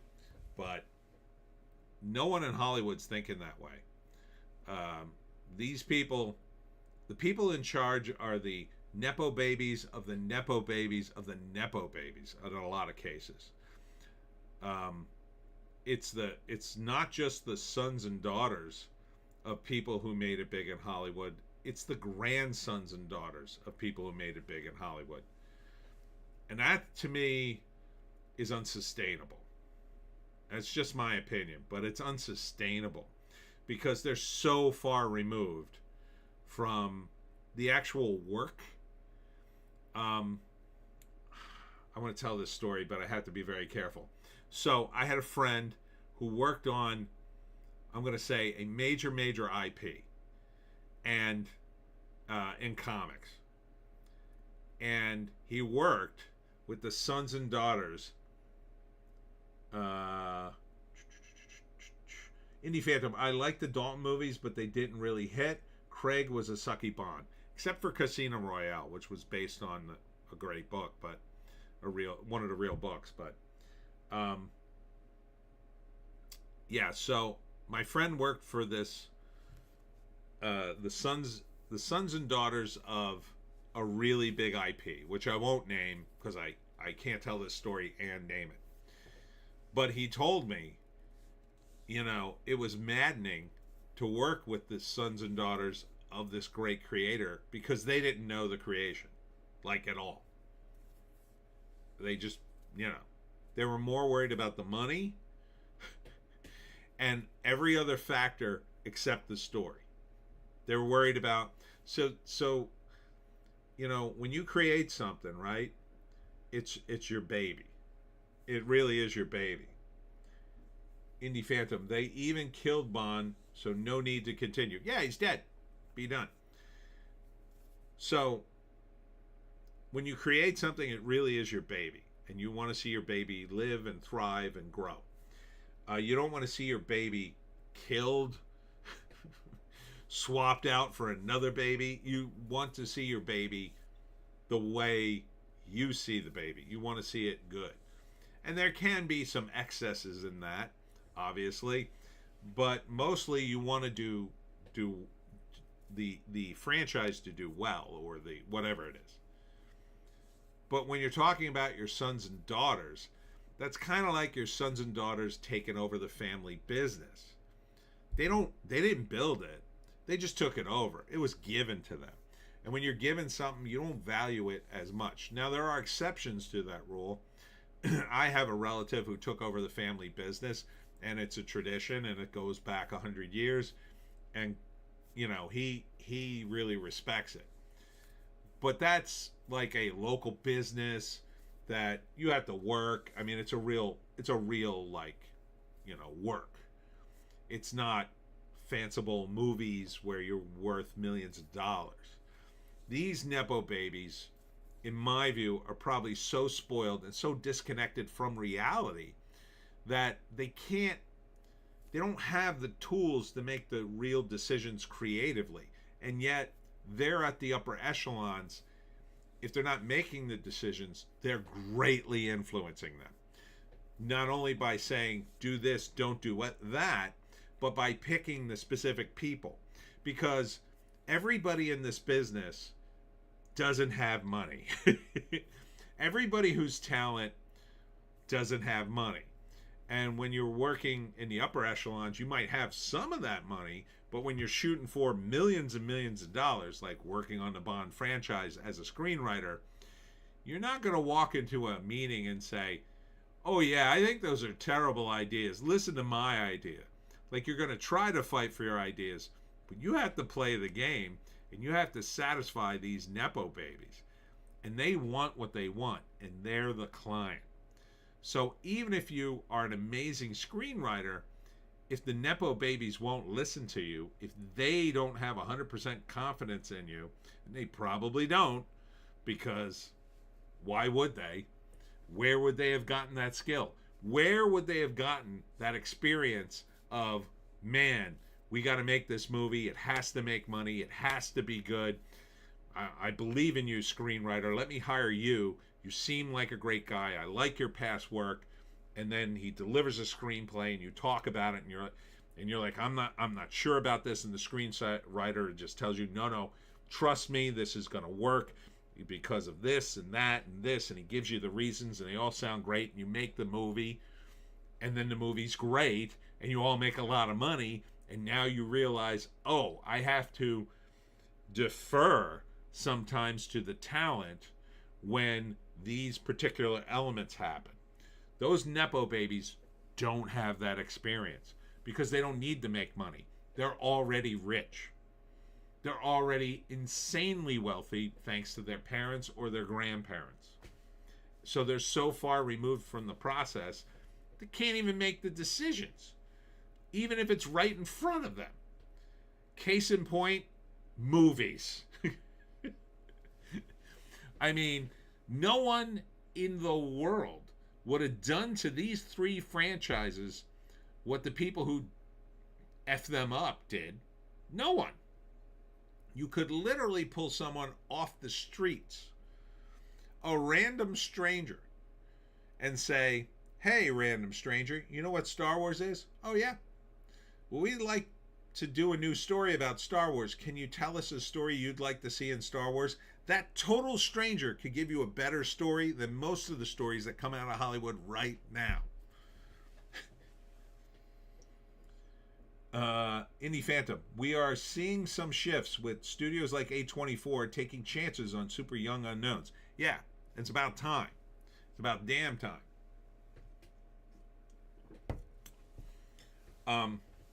Now the question is, will they keep doing that?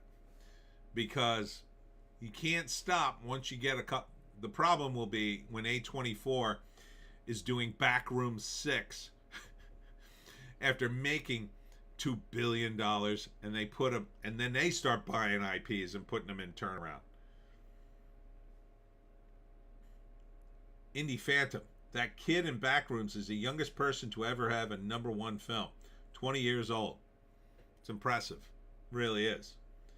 I kind of can't wait to see it. That and Obsession. But, yeah. So, you know, the problem in the studios is you need guys with the ability to pick out that talent. And, you know, a lot of it's by accident. I mean, you look at the South Park guys. They were hired to do this Christmas card. The producer wanted it to be outrageous, so they made this crazy cartoon because he had seen one of their other crazy cartoons. He gave him a deal, and eventually he got a deal. You know, it's just, it's rare, but it happens. But it needs to happen more often. Because you need to create a system of meritocracy again. And that's what Backrooms and Obsession is. This in a merit-based system. What happens? Backrooms and Obsession trash Pedro Pascal and Jon Favreau. They don't even matter. They just don't even matter. Because while Pedro Pascal is cashing his umpteenth check for millions of dollars, while Jon Favreau is getting fatter every day, there are young guys making real movies. Again, finally. And it's not that hard. It's really not. But if you're trying to squeeze every dollar out of it, if you're trying to jack up the price of your movie over the $200 million mark because you're living in Malibu and you want your salary, and your salary is usually a percentage of the budget, and you want your salary to be as high as possible. So you keep going back to the studio saying, you know what? I know I gave you this budget for $175 million, but with another $25 million, we could really do this. That's part of the reason these budgets go so high. And part of it is, they just F up. Indie Phantom. Obsession is another IP because the premise means other characters can just make a similar wish. We are seeing the birth of 2 new IPs that will be milked. I hope not.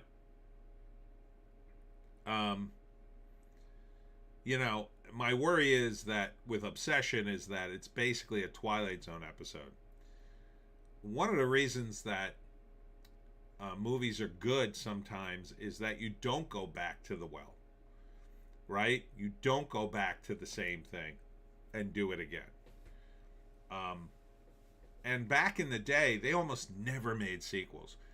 This is probably hard to imagine for some of the younger viewers out there, but they didn't make sequels. It was incredibly rare. And when they did, a lot of times the studio would be like, oh, we're not going to make as much money, so let's slash the budget to nothing, and we'll just put it direct to video, and it'll have a completely different cast, and nobody will ever hear of it. And that's what happened, right? So they made From Dusk Till Dawn, which I love that movie. It's badass. And then they made sequels. They made a bunch of sequels, I think. I think they made 2 or 3. And good luck finding them. I don't think any of the original cast is in it. Who survives at the end? I guess just Clooney. Just Clooney survives, I think. Spoilers.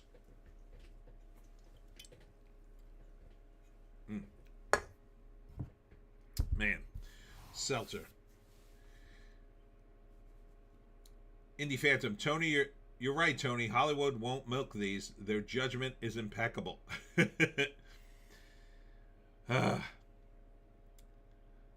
Meanwhile, black YouTuber calls for the boycott of DC Comics. Hashtag DC so white. I don't think that's going anywhere for a few reasons. Number one, nobody does hashtag anymore. That's done. In fact, Elon Musk actively discourages hashtags. And that's where it started on Twitter, I believe. Second, there was an entire universe of black superhero characters at DC Comics. It was called Milestone. They had a black Superman called Icon. They had Static Shock, who was kind of like he was meant to be like kind of like a Spider-Man type character. He was very innocent. A lot of people love him. I read the whole Milestone line, by the way. I liked it. I really enjoyed the Blood Syndicate, which the premise was a group of gang members, or a bunch of gangs have a fight, and they release this experimental gas and basically kill them all, except one member of every gang survives and has superpowers. So now the Blood Syndicate are a bunch of the gang members united together, and they're going to fix the city, but then there's a bunch of them who are evil. It was a pretty cool premise. And then there were a couple others. So they got a whole line of black superheroes. I don't know why DC doesn't untangle the legal stuff behind them and make the damn movies.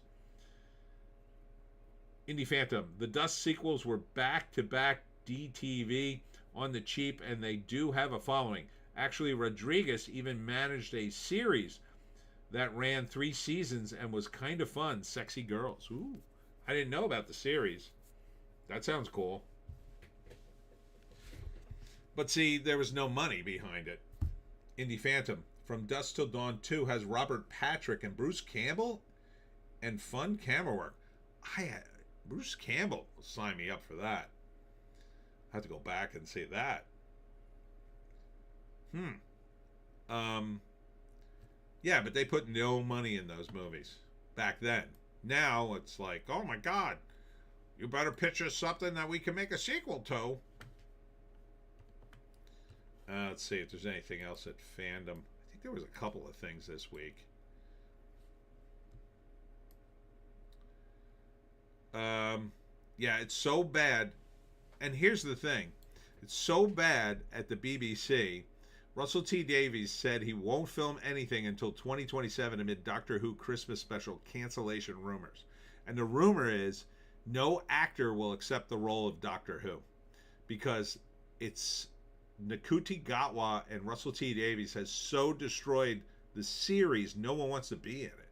So they can't get anybody of note to even be the Doctor. That's pretty bad. That's pretty effing bad. So the BBC, they're not going to fire Russell T Davies. He's gay. He made the show incredibly gay. The BBC would have to sort of admit that and fire him. I don't think they'll do it. They'll never do it. Not until the government changes. Once the government changes, even then, they'll probably ignore the BBC or sell it off. They might sell it off if Restore Britain gets in power. But yeah, I mean, it's pretty bad. And speaking of DEI badness, Microsoft puts an AI executive with no gaming experience in charge of Xbox, and she's already warning of hard choices.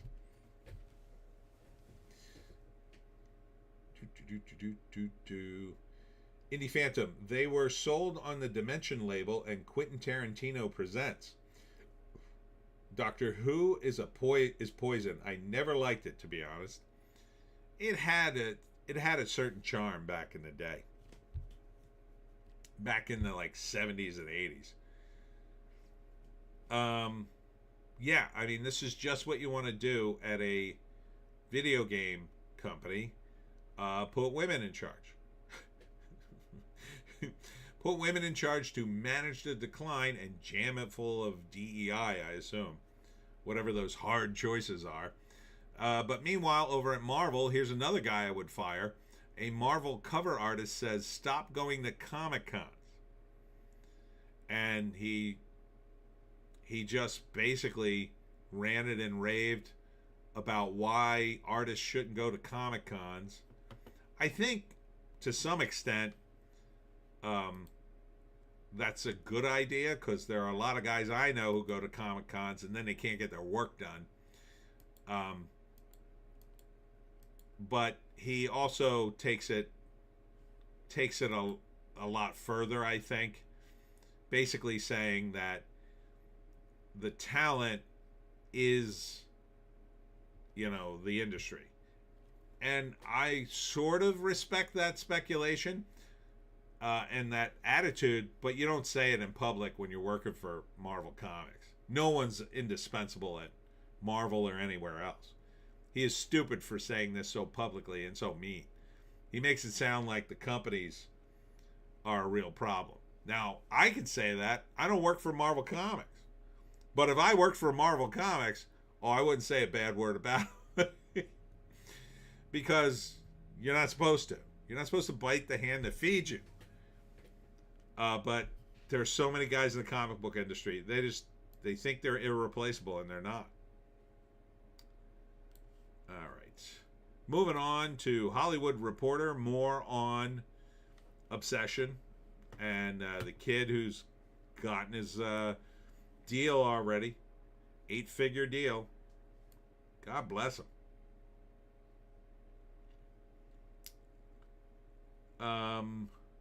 Bruce Springsteen and the E Street Band cap fiery Land of Hopes and Dreams American tour in Philadelphia. Who cares?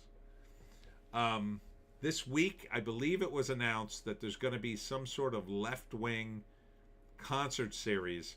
It's going to be Bruce Springsteen, Tom Morello from Rage Against the Machine, and the Foo Fighters, and probably a bunch of others, who are going to do a We the People tour, basically bashing Trump tour, or concert or whatever, some kind of concert festival, right before the midterms, so they could indoctrinate as many young people as they can right before voting. And it's kind of pathetic, if you ask me. At 100, David Attenborough still has Emmy momentum with Ocean. If you don't know who David Attenborough is, you would recognize his voice instantly. He's the English guy who narrates the many animal documentaries. The flamingo mates only once a year and lays her eggs near the shore. That guy. I don't know if that's true, by the way. I don't know anything about flamingos.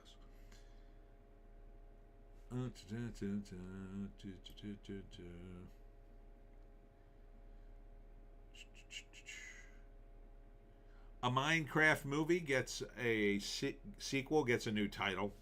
It's no one cares. Just make the damn movie. But they made a big announcement, like everybody's waiting. Oh, what's the name of the movie? For some reason, Kirsten Dunst is in it. I don't really understand why, but there you go. Bill Maher blasts Trump's Freedom 250 concert series lineup. It shows he's concerned for the unemployed. Ba-da-bum. That's a pretty good one. I got to say that's a pretty good one for my ex-boss. Bravo. Whoever wrote that joke. But it's funny because Hollywood Reporter, Variety, Deadline, and The Wrap don't seem to report on Bill Maher positively unless he's bashing Trump. In which case, they're going to report it. They're going to report it like it's big news, in my opinion. Indie Phantom, my rate to be paid to attend a Springsteen concert has increased to $5,000. This is Bruce Springsteen. I'd like you to come to my concert. I'll pay you $3,000. $5,000 is outrageous. I'll pay you $3,000. Can we negotiate? That was my Bruce Springsteen, by the way. I know it's not very good, but he's not very good. Xbox pushes Fable back to 2027 in recent delay. Oh, I guess they're probably still working on the pronouns. I don't know. It's the video game industry.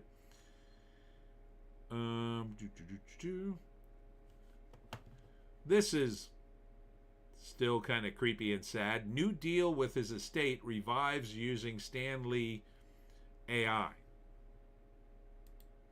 So there's going to be a Stan Lee AI, and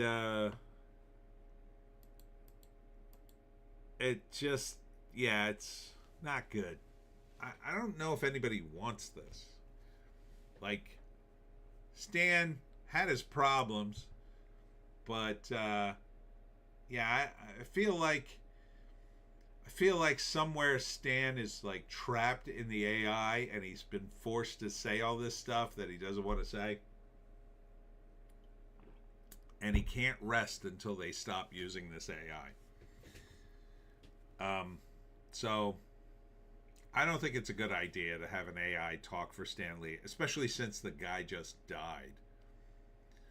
I think maybe they could have made a character based on Stan and then put him in the mix, but yeah, it's weird. I know a lot of Stan Lee fans too. I know a woman, she had Stan sign her leg, and then she got his signature tattooed there because she was such a big fan, and Stan has a very famous signature, which I thought was kind of cool. But I can't imagine someone like that who is such a fan of Stan would want to interact with an AI based on him. Just doesn't seem right. All right, Deadline, more of the same. More on Backrooms and Obsession. And the Freedom 250 concert. Mark Duplass says Obsession and Backrooms box office wins offer a glimmer of hope in a fractured industry. I agree. The Duplass brothers are kind of cool. I really wish he'd go back to doing The League. I was a huge fan of The League. I don't know if you ever saw The League on FX. It was a show about a group of characters who were in a fantasy football league. And I don't even do fantasy football. I don't even care, but GD, that was a funny show. Indie Phantom, rip Stan Lee. Not anymore. AI Stan Lee.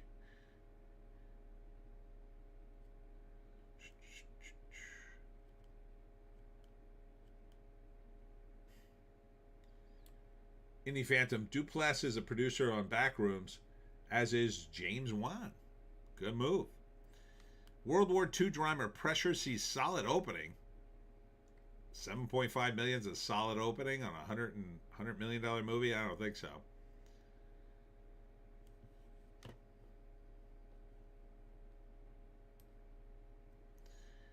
Backroom star Lukita Maxwell avoided web series Rabbit Hole to give her character fresh perspective. This is probably the one time I would agree with that, because Backrooms is not the stuff that happened on YouTube probably has zero to do with her character. Her character wouldn't know anything about that because it was completely different characters. So that I agree with. But normally I hate that with actors. I hate when the actors are like, oh yeah, I'm in Spider-Man. I've never read a Spider-Man comic. Oh yeah, I'm in Superman. I have no idea who Superman is. Morgan Wallen flipped a piano after onstage technical difficulties at Denver's show. Not sure why he lost his cool there, but whatever. Oh no, Ronald Laprede dies. Former Commodore's bassist was 75. Was he one of the guys who turned down Trump? Was he still in the band? I don't know. Maybe he was 75 and he had already been retired. That's a shame. Bleeding Fool. Disney battles the FCC over news exemption for The View. So get this. This happened earlier in the week. The FCC is going after The View for the rule that they put too many Democrats on and they don't give equal time to Republicans, which, fair. So then they pushed back and said, no. The View is a news program, so they're just reporting news. So they don't have to do that. Like, they want a news journalism exemption for The View. Can you imagine having the temerity to ask for that for a show like The View? You gotta be out of your mind. Any judge that would grant that is gotta be a total shill for the other side. Because there's no way this show has any kind of journalism whatsoever, in my view. You could have made that argument back in the day when Barbara Walters was on the show, maybe, because at least she was a journalist at one time. But come on. 500K AI movie Hellgrind threatens $75 million Hollywood studio model. I don't think so. This movie doesn't look very good. I mean, it doesn't look bad. Can I play this? Yeah, I'll click through a bit. I can't really play it, though. Let's see. Where's the sound? Let me turn the sound off. So this is all AI. These are the characters. The voices don't quite line up with the dialogue. It mostly does, but there's something a little bit off about it. Everything's a little too clear and perfect. The lighting is weird. Everything's just too bright. It's got that weird AI sort of slowdown. And although the plot's not bad because it sort of connects with a love story, but this is the bad guy. He looks very AI to me.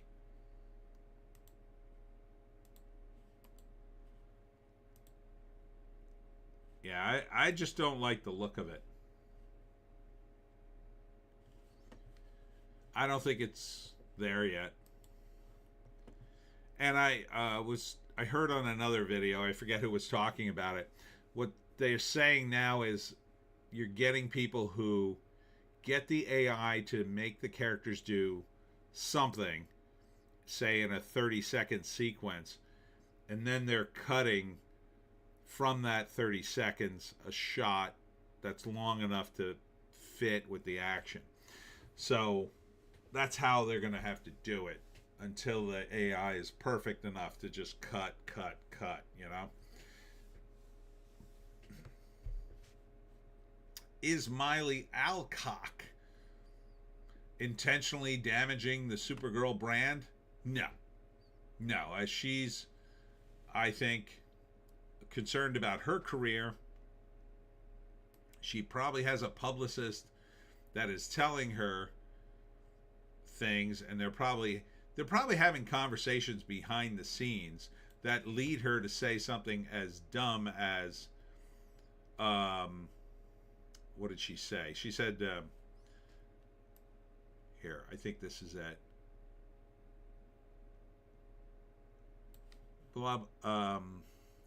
And it's a form a lot of people whose profiles have no photos. This is of the people who criticize her, who are burner accounts or someone's name and then data for Christian, which is hilarious to me.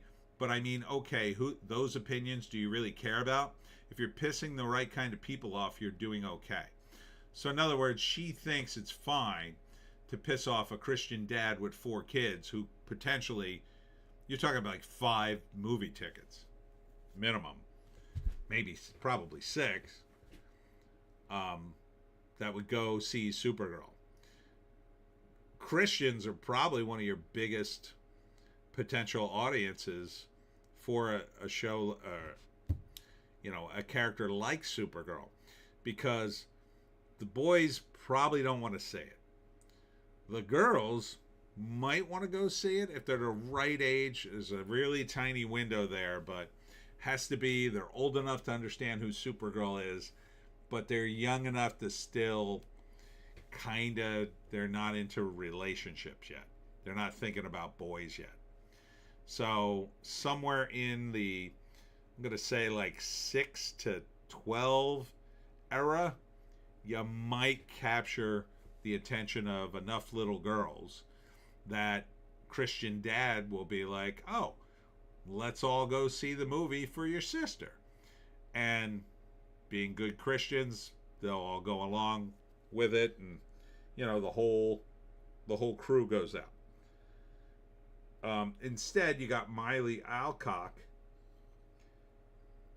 making a derisive statement. It's exactly what you don't want your talent to do about anybody, about any group of people, but especially in the United States about Christian dads. That's a pretty big swath of people, and that crosses over all sorts of lines.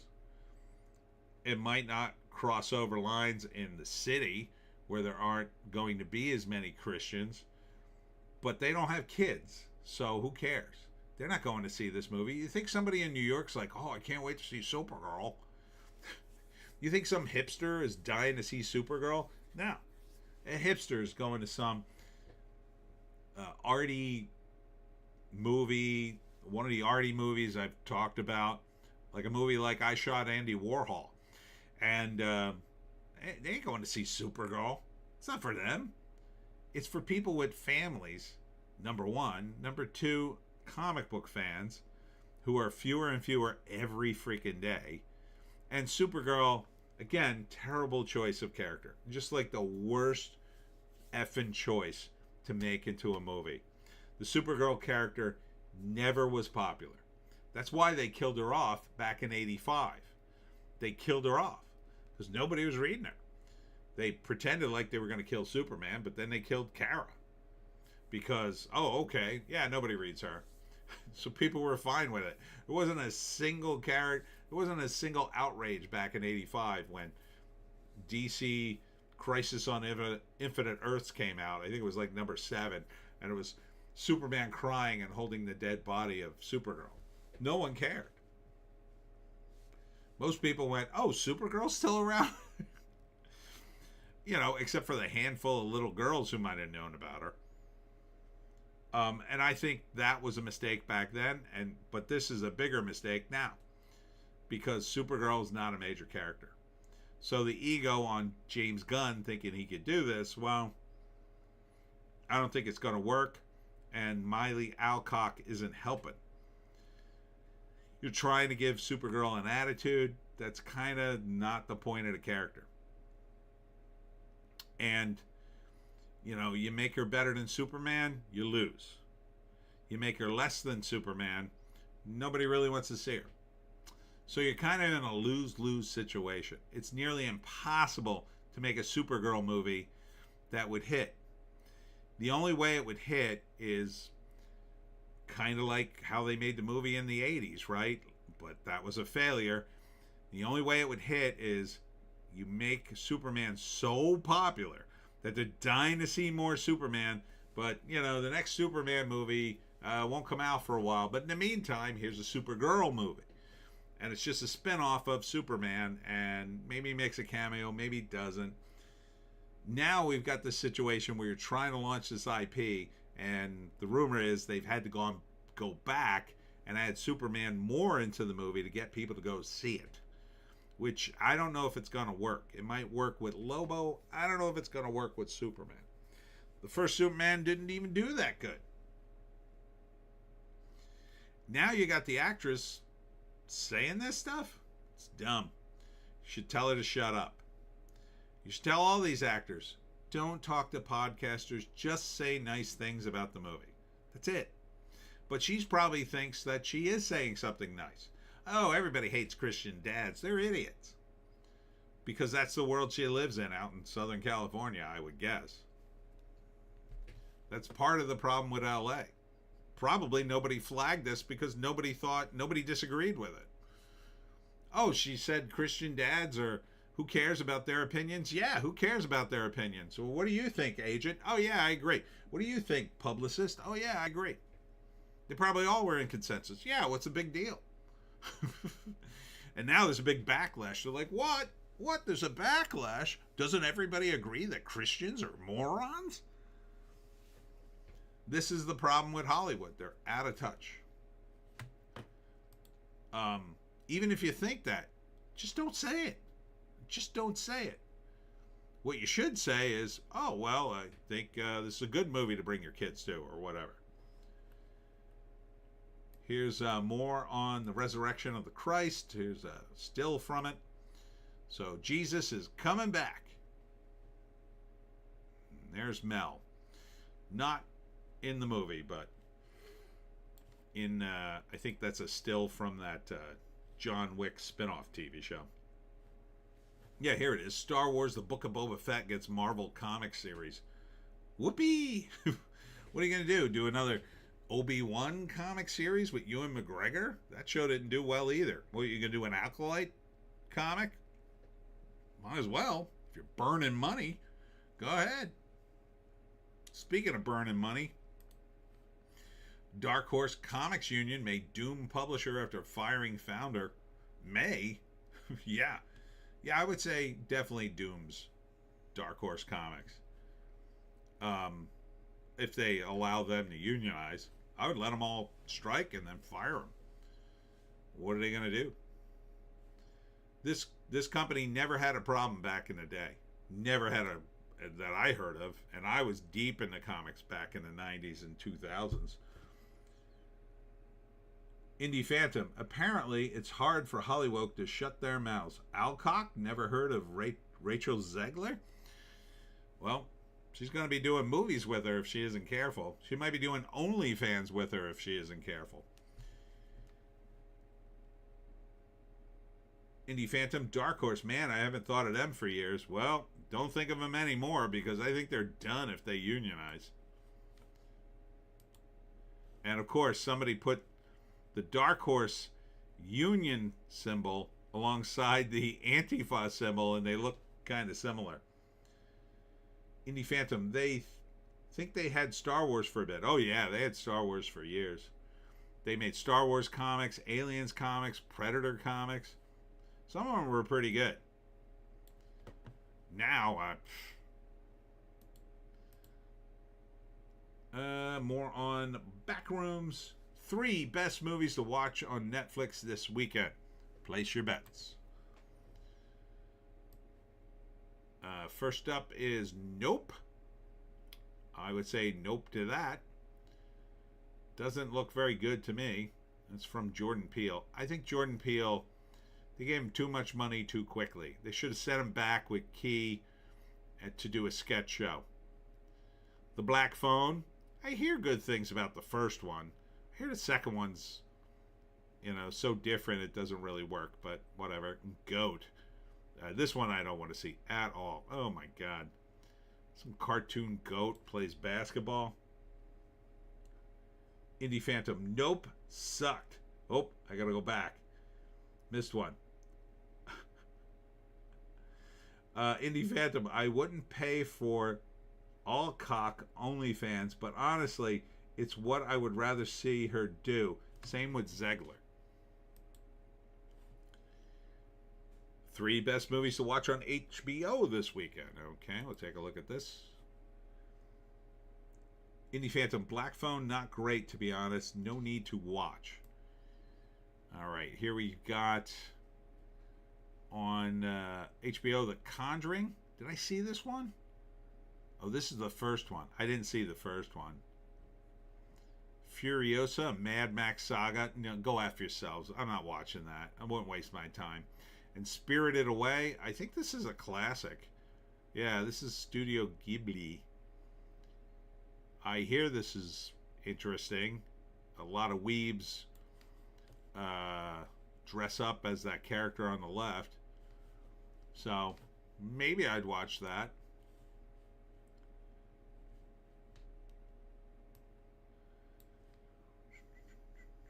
Indie Phantom. So they are pimping older movies on streaming. Yep. Oh, here's everything new on Netflix in June. Wow, a lot of stuff. Assassin's Classroom Season 2. B movie. The Big Lebowski. I like that. Chronicles of Riddick. Did I see that? I think I did. Cinderella Man. I vaguely remember that. Creed 2, Creed 3. They were pretty good, actually. At least Creed was. Father of the Bride 2. The Fault in Our Stars. 4 Weddings and a Funeral. The Girl on the Train. The Hand That Rocks the Cradle. Pass. Y50 seasons 1 to 5. Original or the new stuff? Probably the new stuff. Hot Summer Nights. Haunted House on the Hill. Identity Thief. That's that comedy with Melissa What's-Her-Face now. Inside Man Most Wanted. Karate Kid 2, Karate Kid 3. Little Miss Sunshine, Maid of Honor, Miracle, Muriel's Wedding, My Best Friend's Wedding, Out of Africa. Pitch Black, Rachel Getting Married, Riddick, Rocky Balboa, Rocky 3, Rocky 4, Rocky 5. Where's Rocky 2? No Rocky 2? Rookie of the Year, Rudy. Classic. Runaway Bride. Scooby-Doo 2, Monsters Unleashed. Tyler Perry's The Family That Prays. The Wedding Date and The Wedding Planner. June 3rd, David in the Hot Seat. Michael Jackson, The Verdict. June 4th, Ma Behen. The Murder of Rachel Nichol. Night Shift for Cuties. What? Is that a sequel to Cuties? Poldy, The Witness. June 5th, The Marked Woman. That looked okay. Mexican 86, Office Romance, Teach You a Lesson. June 6th, Grey's Anatomy, Season 22. Oh my God, there's 22 seasons of that show? Resident Alien, Season 4. June 7th, Poor Things. Ugh, that looks awful. USA 94, Brazilians Return to Glory. June 8th, Sesame Street Volume 3, Shrill, Seasons 1 to 3. June 9th, Norway, The Dark Horse. June 10th, Colors of Evil, Black. Okay, weird. My Family, Season 2. Outlast, The Jungle. The Rest is Football. And Rosaria Tierras, Mexico, Season 5. June 11th, The Evil Lawyer. Sweet Magnolias, Season 5. Viral hit. June 12th, I Am Frankella, Maternal Instinct, and The Polygamist. Man, so many of these movies I have zero interest in just by the title. June 13th, Song Sung Blue. That was that Hugh Jackman thing that everybody watched. June 14th, Piece by Piece. June 15th, Drinking Buddies. Percy Jackson and the Olympians, The Lightning Thief, and Sea of Monsters. Pass. June 16th, America's Sweethearts, Dallas Cowboy Cheerleaders, Season 3. Beavis and Butthead, The Mike Judge Collection, Volume 1 to 3. I always like Beavis and Butthead. Funny People, Mike Judge, Beavis and Butthead, Seasons 1 to 2.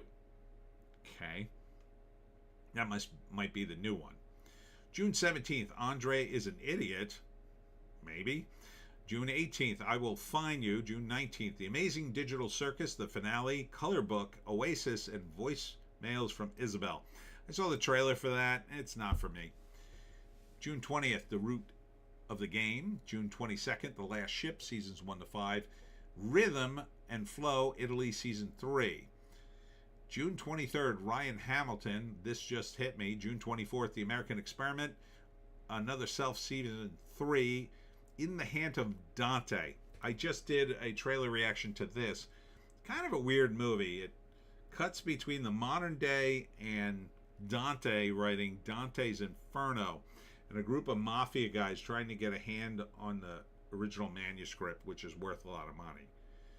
But it's got Oscar Isaacs, it's got John Malkovich, a bunch of other people. June 25th, Avatar: The Last Airbender, season 2. Why do they keep doing this?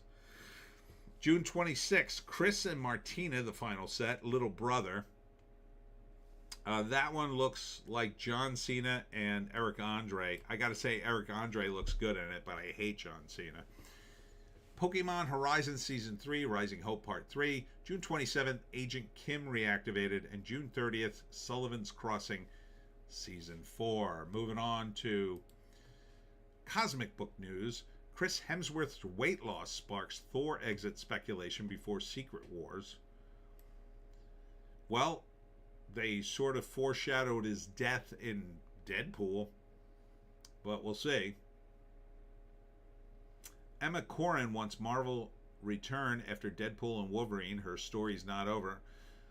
Actress wants more work. Film at 11. Amelia Clark laughs off Marvel's Secret Invasion, Star Wars, and Terminator flops. Okay, keep laughing, you ain't getting any younger. Is Elliot Page playing Achilles in Nolan's Odyssey? I don't care. I'm not seeing this movie. I'm going to wait, let everybody laugh at it, and pick apart the clips online like a normal person. A Minecraft movie Squared revealed as Kirsten Dunst enters the game as Alex. House of the Dragon 3 season trailer warns the throne knows no mercy. Disney Star Wars collapses number 3 behind 2 low-budget horror movies. Everybody's noticing. Meanwhile, Danny Boyle hopes to film 28 years later 3 after Bone Temple Bloodbath. I mean, I saw the first 28 years later, and let me tell you, I would put it in my top 10 worst movies I've ever seen. It's bad. And it's a zombie movie. And I love zombie movies, but that movie sucks so much, in my opinion. And the Temple of Bone looked 10 times worse. Or Bone Temple, whatever it is. That looked 10 times worse. Okay. Marcia Lucas, Oscar-winning Star Wars editor, dies at 80. R.I.P. And for those of you in the comics, this is another bizarre take. Robert Kirkman rumored to bring Turok, Solar, and Magnus to Skybound. These were the Valiant comic characters that they brought back during the height of comics in the early 90s. For a while, they were a hot ticket, but I don't see any point in bringing them back now. Clint Miller, Resident Alien was so uneven. Alan Tudyk's Alien Harry was entertaining, but there was too much of the pack of girl bosses running the show into the ground. Oh, wow. I heard good things about that, but I hadn't really heard very many specifics, to be honest. Hollywood in Toto. Adam Carolla, Hassan Piker is a luxury communist. Where's the lie? Where's the lie? At That Park Place, Cynthia Erivo shuts down Wicked 3 talks. Good. I hope I never see you appear in anything, you weirdo. God, she looks weird. She looks more normal as this green witch than she does in real life. In real life, she looks like an absolute freakazoid. And she acted even more freakier than she looked on the press tour, in my opinion. Disney World's most expensive restaurant, Victoria and Albert's, just increased their prices by 27%. Well, guess they're keeping it expensive. Who the hell wants to go to Disney World now? Let's see. More on Mango and Giga. More on the box office. See, everybody's talking about the box office. They kind of can't get past that. Here's the article about the Mandalorian and Grogu losing IMAX screens. It's sad. Sad. Over at Breitbart, Steve Hilton says Xavier Becerra pushed migrant children into the arms of child sex traffickers. Ooh, things are getting real on the campaign trail for governor in California.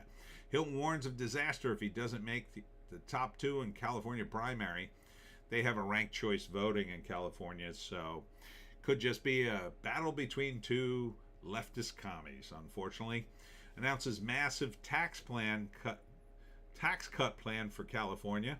That would be great if you live in California. I'd love to see that done here. Scumbag Democrat Senate candidate Graham Plattner torched for letting wife address scandals.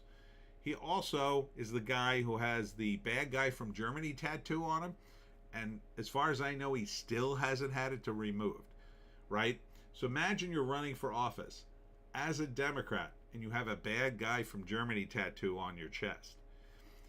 Now, the first thing I would do is get it removed, right? Because at least if you got it removed and it came out later that you had it, you could say, well, it was early indiscretion and I got it removed and now it's gone. Or you can even deny you ever had it. But he can't do that because he still has it, as far as I know. Dem Ro Khanna to rally with embattled Maine Senate candidate Graham Plattner. I am proud of him. So imagine you run the DNC and a guy who you know has a bad guy from Germany tattoo on his chest wants to run for, I think it's the Senate, right? Yeah, he wants to run for Senate in Maine. Are you telling me this is the only guy, this is the only Democrat in Maine you could find? A guy with a bad guy from Germany tattoo. That just shows you the Democratic Party, in my opinion, isn't even functioning. It's just not even functioning as a party anymore. And here's anti-billionaire Mark Ruffalo endorsing billionaire Tom Steyer for California governor. See, he doesn't dislike all billionaires, just the ones that don't adhere to his views.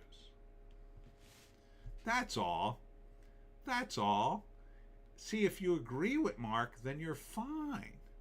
But if you don't, you're worse than the guy who ran Germany back in the 40s. It's very simple. It's very simple. Yeah, here it is. Martina McBride, Brett Michaels' latest acts to drop out of Freedom 250. Judge blocks Kennedy Center from closing for repairs, orders Trump name removed from venue. So imagine you're a judge and you want to screw Trump.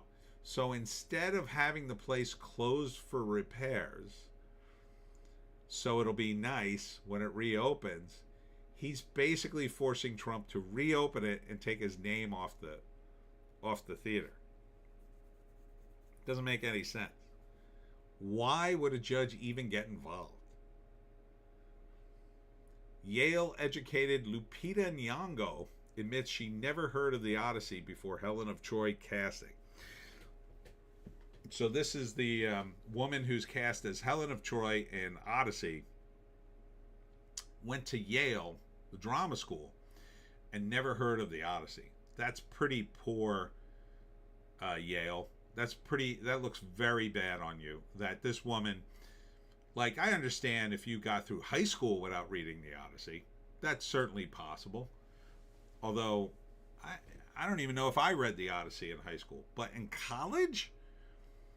And drama? You're not going to read the Odysee?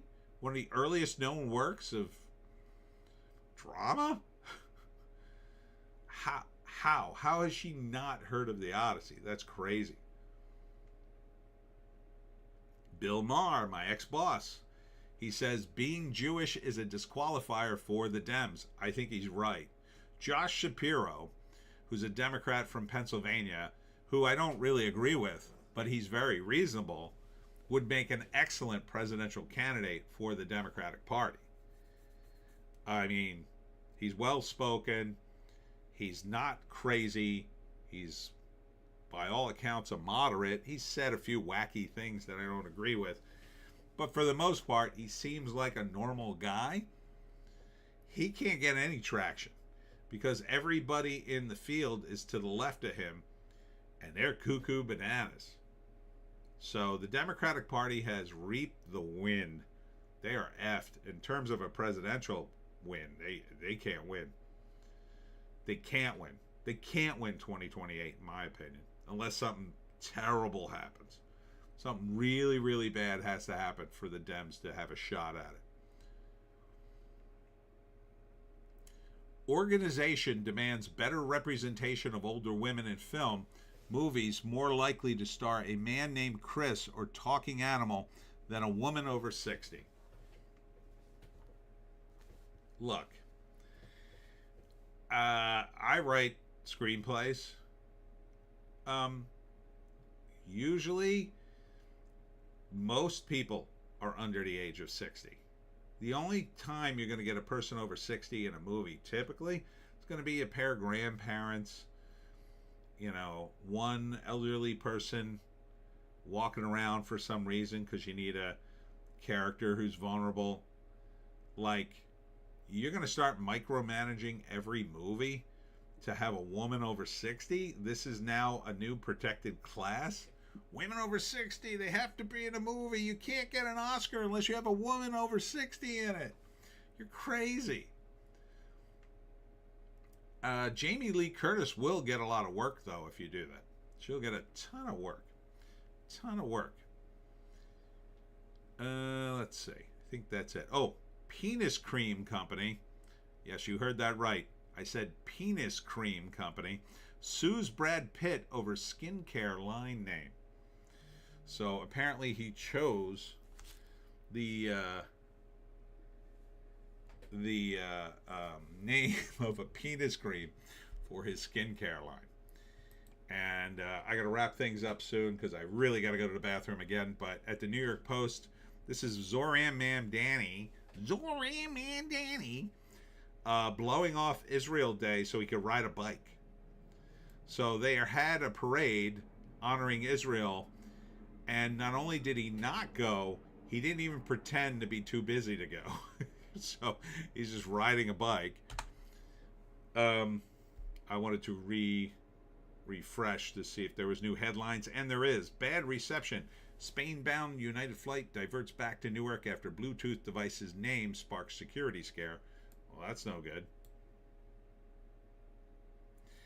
Here was a big story in New York. There's this video of a bunch of guys coming out of a manhole with, like, tools and equipment. I think they were up to no good in that manhole. I don't think they were living there. I think they were either robbing a place or they were doing something.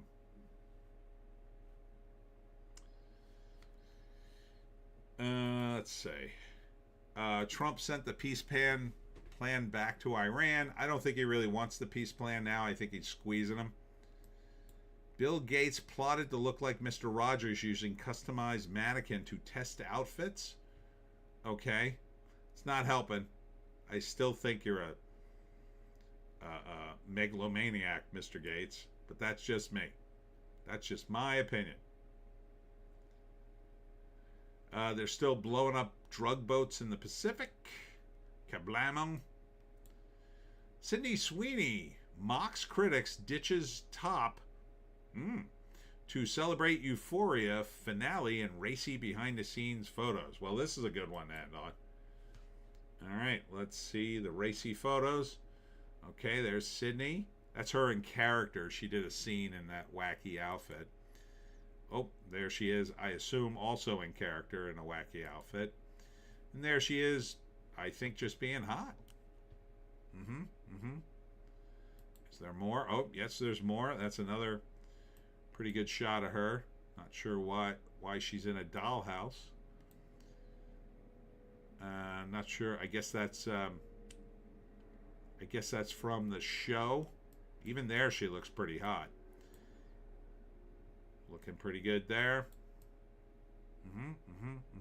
Holy moly, and that's the one to end on. Property of HBO, do not duplicate. See, this is the kind of person who should have played Helen of Troy. If Sydney Sweeney played Helen of Troy, oh yeah, people would be like, oh yeah, now I get it. Oh yeah, this is a woman I'd fight a war over. And I'll go see the movie because she's in it. And you could have her parading around like that, you know, underneath a waterfall, naked, but you're kind of straining to see things. Yeah, that would have been a movie. Helen of Troy under the waterfall for 20 minutes. There's a 20-minute showering scene in this movie. Really? Yeah, with Sydney Sweeney. Oh, I'm there. That's the way they used to make movies, but back then we couldn't see anything on the internet. But still, it wouldn't hurt to put in one shower scene with Sydney Sweeney and the Odysee. I think it would have really helped the movie. Just saying. Anyhow, what have we learned today? We learned that the box office is nuts. It's absolutely nutso. Star Wars is pretty much dead. And horror movies, they're going to make a lot of horror movies. I hope you like horror. I hope you love it, because I would expect that there's going to be an explosion of low-budget horror movies now. Not like before. They were doing them, but they're going to be doing nothing but horror movies. We're going to be seeing dozens and dozens of horror movies. That's what we're going to be seeing. Low budget, and hey, that's got to be better than the current situation. Hopefully they'll make more of them. Hopefully, for me, some of them will divert into comedy horror, because that's always fun. Or horror action or something like that. And we also learned that comic books continue to be doomed, along with Doctor Who, Star Wars, and pretty much Star Trek. What else did we learn? And as always, we learned that Sydney Sweeney is still very, very hot. So it's not all bad. It's not all bad coming out of Tinseltown. And that's it for me, Tony D, Little Joan, and Stella. I gotta run. What's coming up for me? I'm doing something. On the 5th, and I didn't write it down. It's on my calendar, but not on my schedule. That's very bad. I have to check that out. But I'll be at Complete Care on Thursday in Toms River. And on Saturday, I'm definitely doing 4th Annual Cryptids and Paranormal. So on the 5th, I don't know what the F I'm doing, but I better go find out. All right, that's it for me. We'll see you in the next one.